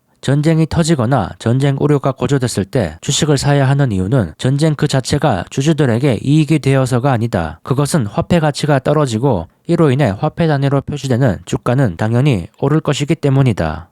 3. 관련 없는 통계 수치들은 무시하라. 각종 통계 수치들 가운데는 정말로 너무나 피상적인 내용임에도 불구하고 많은 투자자들이 과도할 정도로 관심을 기울이는 것들이 있다. 현재의 주가와 아무런 상관도 없는 것은 아니지만 거의 관계없는 것들이기 때문이다. 가장 대표적인 것이 과거의 주가 범위를 기록한 도표다. 투자자들이 어떤 주식을 매수하려고 할 때면 최근 5년에서 10년간 이 주식의 최고가와 최저가를 기록해 놓은 도표를 맨 처음에 찾아본다. 그리고 이 주식을 얼마에 사는 게 적당할지 생각해 보고는 대충 그 가격이 적당할 것이라는 결론에 도달한다. 너무 비논리적이지 않은가? 중요한 점은 주가란 어떤 상황에 대한 현재의 평가에 따라 결정된다는 것이다. 어떤 기업의 주가가 4년 전에 얼마였는가는 오늘의 주가와 거의 아무런 관계도 갖지 않을 것이다. 그 기업은 그 사이 능력 있는 최고 경영진을 새로이 구성했을 수도 있고 수익성이 뛰어난 신제품을 출시했다거나 수많은 성과들을 내놓았을 수 있다. 반대로 비효율적인 경영진이 들어와 경쟁력이 떨어졌을 수도 있다. 그런 점에서 오늘의 주가는 4년 전의 주가에 비해 4분의 1에도 못 미칠 수도 있다. 아직 오르지 않은 주식에 너무 관심을 집중하다 보니 자신도 모르게 모든 주식이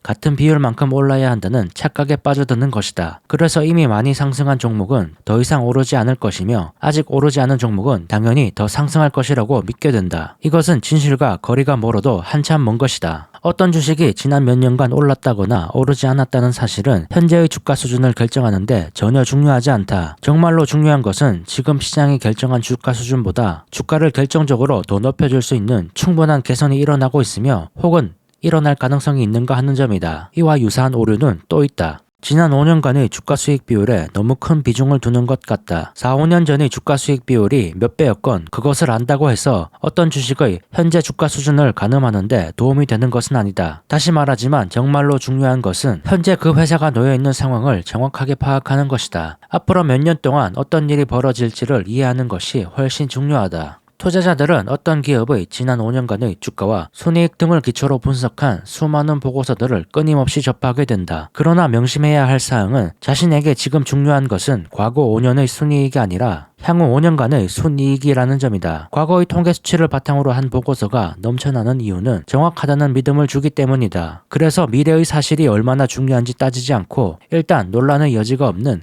과거의 사실들을 나열해 보고서를 작성하고 싶은 생각이 드는 것이다. 개인적으로 내가 큰 수익을 올린 경우를 소개하겠다. 1956년 여름 텍사스 인스트루먼츠의 고위 임원들이 회사의 주식을 팔겠다고 제안해왔다. 좋은 기회였다. 이 회사에 대해 연구해보니 앞서 지적했던 15가지 포인트에 부합하는 정도가 아니라 그 이상이었다. 이들이 보유한 주식을 팔려고 하는 이유는 주가가 너무 많이 올라 자기 회사 주식만으로도 100만 장자의 반열에 올라 있었기 때문이다. 다시 말해 주식 매각은 이들이 고위 임원으로 있는 회사의 장래와는 전혀 관계가 없었다. 어쨌든 1주당 14달러에 주식을 매수하기로 했다. 20배의 주가 수익률에 해당하는 것이었다. 과거의 통계 수치를 중시하는 사람이라면 이 같은 매수 가격은 상당히 높은 것으로 보일 것이다. 증권가의 보고서는 과거의 통계 수치로 무장하고서 현재의 주가가 역사적인 고점에 도달한 데다 앞으로 치열한 경쟁이 벌어질 것이며 내부자들도 주식을 팔고 있다는 점을 지적했다. 그 후 1년간 어떤 일이 벌어졌을까? 전자장비 사업은 꾸준히 성장해 갔다. 반도체 사업 부문은 더욱 빠른 속도로 성장했다. 1957년 여름 주당 순이익은 전년보다 54% 상승해 1.1달러를 기록했고 주가는 12개월 동안 100%나 상승했다. 1958년에는 주당 순이익 1.84달러를 기록했고 1959년에는 3.50달러로 다시 사상 최대치를 갈아치울 게 확실했다. 이 책의 초판이 나올 무렵 26.50달러였던 주가는 그 사이 5배나 상승했다. 대규모 물량이 나온 이 회사의 주식을 14달러에 산 것과 비교하자면 그 사이 1000% 이상의 수익을 올린 셈이다. 그렇다면 주식을 매수할 것인지 여부를 결정할 때 과거의 순이익이나 주가는 완전히 무시해야만 한다는 말인가? 그렇지 않다. 다만 이 같은 통계 수치를 과할 정도로 중시할 경우 위험해질 수 있다는 것이다. 이런 통계 수치는 보조적인 수단으로만 활용해야 한다. 가령 과거 주가 수익 비율을 살펴보면 이 종목이 경기에 얼마나 민감한지 알아낼 수 있다. 다양한 경기 국면에서 미래 주가 수익 비율을 예상하는 출발점이 될 수 있다. 그러나 다시 강조하지만 현재의 주가를 결정하는 것은 과거의 주가 수익 비율이 아니라 미래의 주가 수익 비율이라는 점을 명심해야 한다. 나는 이 같은 오류를 설명하면서 관련 없는 통계 수치들은 무시하라고 이름 붙였다. 이 말은 중요하지 않은 것들에 현혹되지 말라는 뜻이다. 과거의 순이익 수치들, 특히 지난 몇 년 동안의 주당 순이익 범위 같은 통계 수치는 현재 주가를 결정하는데 아무런 관련도 없는 경우가 훨씬 많다.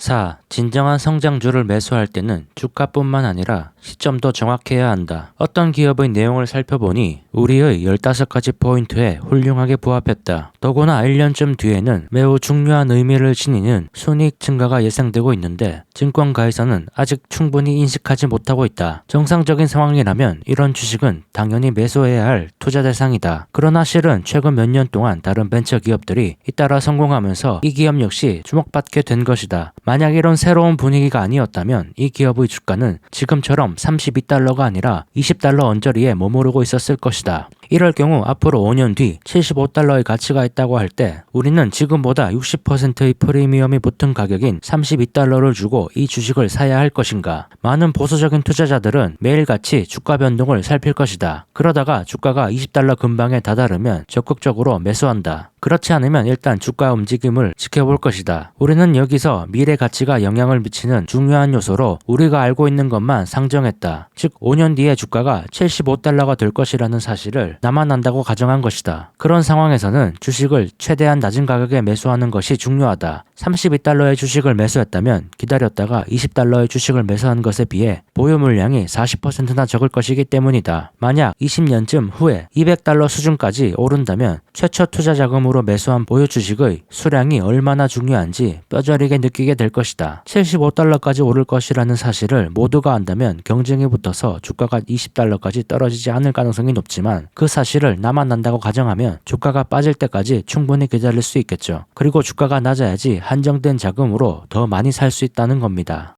이런 상황에서 유용한 방법이 있다. 특정 주가가 아니라 특정 시점에 맞춰서 사는 것이다. 연구해보면 특정 시기에 특정 주가가 반영한다는 것을 알 수 있다. 내가 계산해보니 보통 시험 공장이 가동되기 1개월 전이다. 예를 들어 지금 주가는 32달러이고 6개월 뒤에 시험 공장이 가동된다고 하면 5개월 뒤에 주식을 매수하는 것이다. 물론 이 주식을 매수한 뒤 주가가 더 떨어질 수도 있지만 어쨌든 더 낮은 가격에 샀으니 목적은 달성한 것이 아닌가. 중요한 점은 가치 상승이 나타날 가능성이 매우 크다면 얼마의 주식을 사느냐보다 언제 이 주식을 사느냐가 더 중요하다. 그래야 최대한 낮은 주가 수준에 매수할 수 있을 것이기 때문이다. 피셔의 말은 가치 상승이 확실하다고 생각하면 특정 주가까지 기다리지 말고 특정 시기가 오면 주식을 매수하라는 말인 듯합니다. 가치 상승이 확실한데 20달러가 오지 않았다는 이유로 주식을 사지 못하면 안 되기 때문이죠. 5. 군중을 따라가지 말라. 손이익 증감, 경영진의 변화, 새로운 발명품의 도입이나 획기적인 발견, 금리의 변경 등 주가에 영향을 미치는 이런 요인들은 그래도 한 가지 공통점을 갖고 있다. 실제로 벌어지는 일이라는 점이다. 그런데 이와는 전혀 다른 방식으로 주가에 영향을 미치는 요인이 있다. 심리적인 변화가 그것이다. 눈에 보이는 세상 혹은 경제 상황은 전혀 변하지 않아도 금융시장의 사람들은 상황을 전혀 다른 시각으로 바라볼 수 있다. 1948년에 나는 투자업계에서 매우 유능하다는 인물과 이야기를 나눌 기회가 있었다. 그는 다오케미칼 주당 순이익이 정말로 대단하다면서 칭찬했다. 그러나 그는 이런 순이익 때문에 다오케미칼의 주식이 매력적일 수 없다고 덧붙였다. 이 회사는 전후의 일시적인 경기 확장 덕분에 이런 순이익을 기록한 것이라는 말이었다. 여기서 우리가 주목해야 할 부분은 증권가에서도 능력 있는 사람이 왜 이런 엉뚱한 결론을 내렸느냐 하는 것이다. 아마도 다른 때 같았으면 그는 똑같은 사실을 놓고서 완전히 상반된 결론을 내렸을 것이다. 이렇게 된 원인은 1947년부터 1949년까지 3년 동안 금융시장의 거의 모든 사람이 거대한 환상에 빠졌기 때문이다. 1948년에는 앞서 두 차례의 전쟁이 끝난 뒤여서 곧 극심한 불안과 주가 폭락이 닥칠 것이라는 두려움이 팽배해 있었다. 실제로 1949년에는 작은 경기 후퇴가 찾아왔다. 그러나 침체가 금방 끝나자 사람들은 침체가 사실 별것이 아니었다고 생각하게 되었고 금융시장은 오르막길을 올랐다. 단지 이런 심리적 변화 때문에 그 후 몇 년간 종목들의 주가가 2배 이상 올랐다. 이처럼 똑같은 사실을 놓고 시기에 따라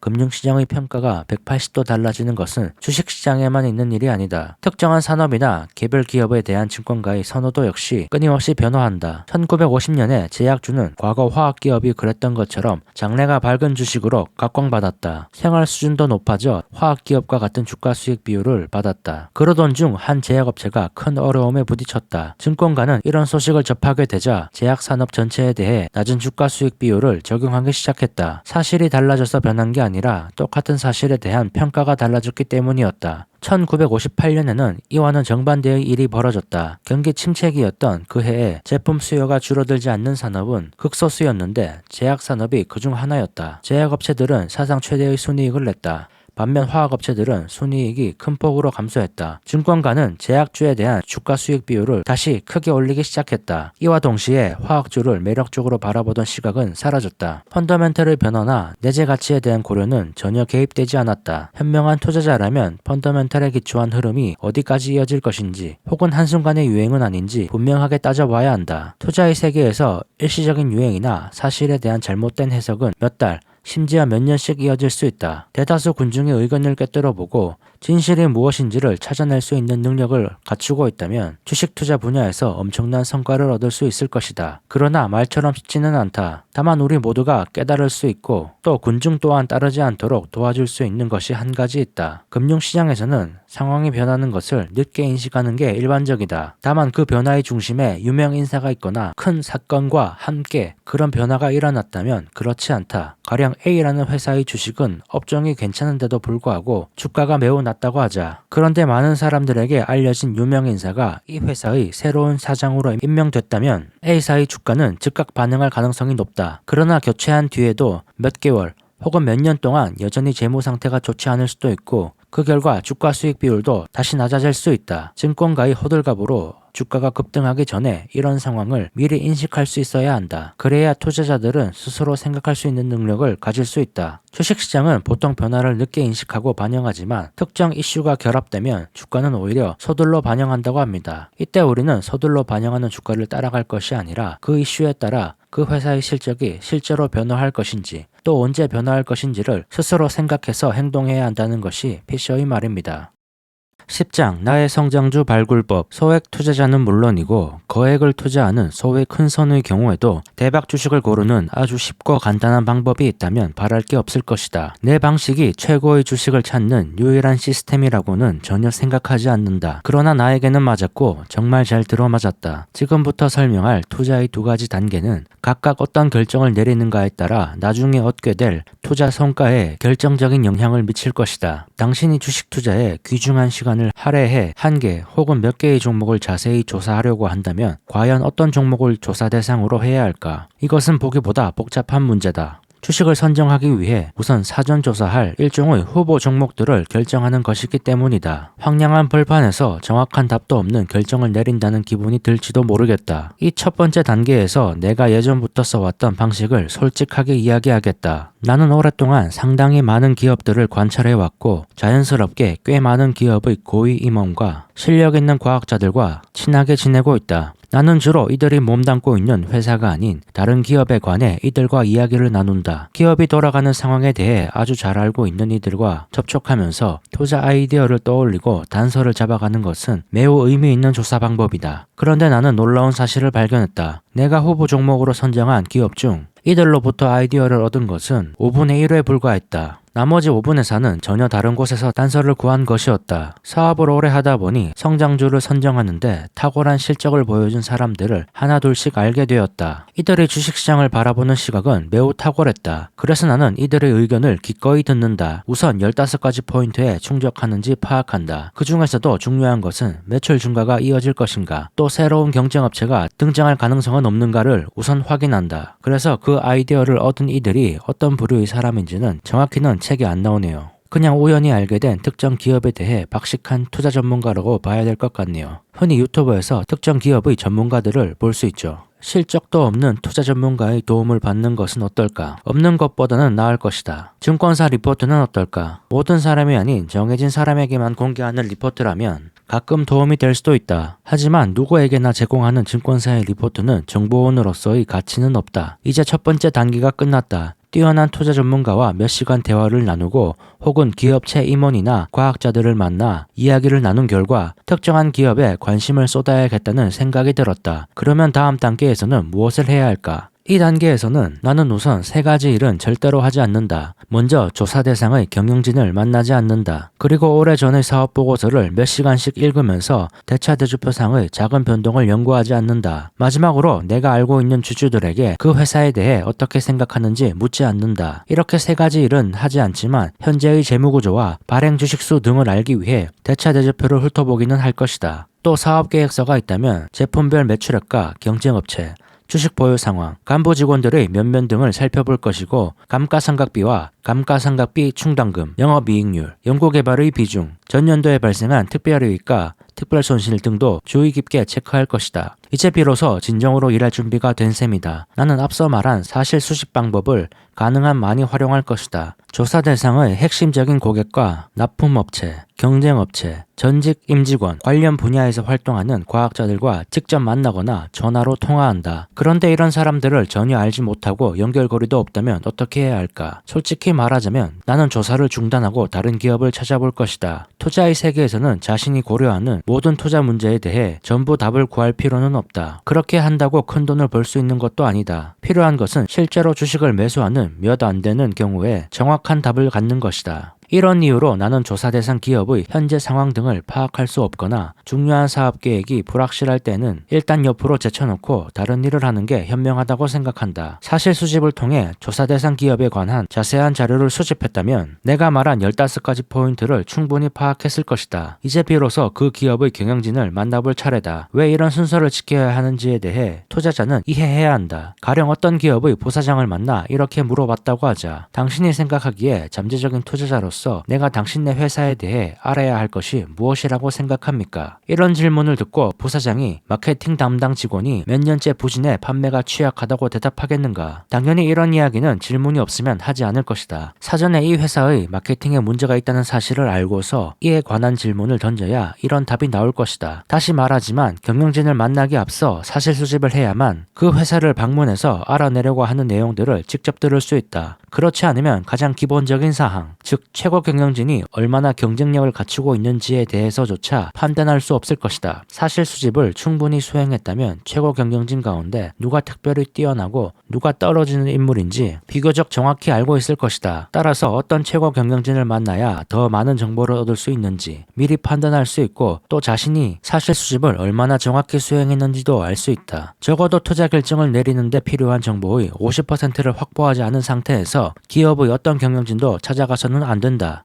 내가 어떻게 성장주를 발굴하는지 요약해보겠다. 처음 5분의 1 정도는 산업 현장에서 일하는 친구로부터 투자 후보군에 대한 아이디어를 얻는다. 나머지 5분의 4는 투자업계에서 아주 똑똑한 친구들로부터 단서를 구한다. 이 단계에서 내 결정은 아주 신속하고 단도직입적이다. 어떤 회사에 내 귀중한 시간을 투입할 것이며 어떤 회사는 무시할 것인가를 판단하는 것이다. 그리고 증권감독위원회에 제출된 사업계획서 등을 빨리 훑어보면서 핵심적인 사항을 체크해 본 뒤 내가 정한 15가지 포인트에 얼마나 근접하는지 염두에 두고서 사실 수집을 진행한다. 그렇게 해서 투자 대상이 될 수 없는 기업들을 하나씩 지워나간다. 그리고 내가 만족할 만한 자료를 충분히 확보했을 경우에만 마지막 단계인 경영진과 만나는 작업을 진행한다. 경영진을 만나 설명을 들으면서 앞서 기대했던 사항들을 확인하고 또 걱정했던 문제들 역시 경영진의 대답과 함께 사라졌다면 비로소 나는 지금까지 기울였던 모든 노력에 보상을 받을 수 있다는 느낌을 받는다. 몇몇 사람들은 이런 나의 성장주 발굴법에 이의를 제기할 것이다. 고작 투자 대상 기업을 하나 찾아내는데 그렇게 많은 시간을 투입할 수 있겠느냐고 말이다. 이런 사람에게는 한번 주위를 둘러보라고 말하고 싶다. 1만 달러를 투자해서 10년 뒤 적게는 4만 달러, 많게는 15만 달러까지 재산을 불릴 수 있는 분야가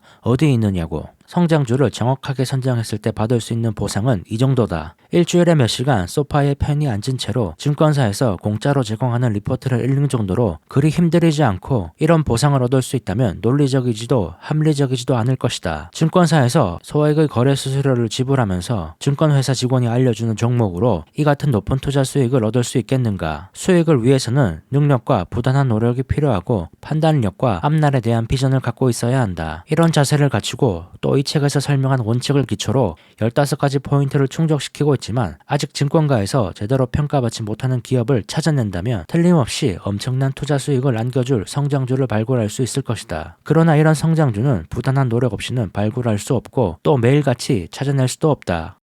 11장 요약과 결론. 투자에 따른 리스크는 최근 들어 갈수록 확대되고 있다. 성공적인 투자에 따르는 보상 역시 더욱 커졌다. 그러나 지난 한 세기 동안 리스크와 보상이 아무리 커졌다 해도 앞으로 50년간 우리가 목격하게 될 리스크와 보상에 비하면 아무것도 아닐 것이다. 그에 상응하는 주식을 보유하는 것이 좋을 것이다. 이 책에서는 기본적인 원칙이 무엇인가를 설명하고자 했다. 어떤 종류의 주식을 매수하고 언제 매수해야 하며 또 가장 중요한 사항으로 주식의 본질이라고 할 수 있는 기업이 성공적인 사업체로서 성격을 유지하는 한 절대 매도해서는 안 된다는 점을 설명했다. 도움이 되었으면 하는 바람이다. 그러나 이 책에서 제시한 원칙을 알고 자주 저지르는 실수에 대해 이해한다 해도 인내심이 없거나 자기 단련을 하지 않는 사람에게는 아무런 도움도 되지 않는다는 점을 명심해야 한다. 주식시장에서는 머리가 좋은 것보다 신경이 좋은 게 훨씬 더 중요하다. 셰익스피어는 비록 의도하고 한 말은 아니지만 성공적인 주식 투자의 핵심을 이렇게 요약했다. 인간 사이는 조류라는 게 있어서 시류를 잘 붙잡으면 큰 행운으로 이어질 수 있다.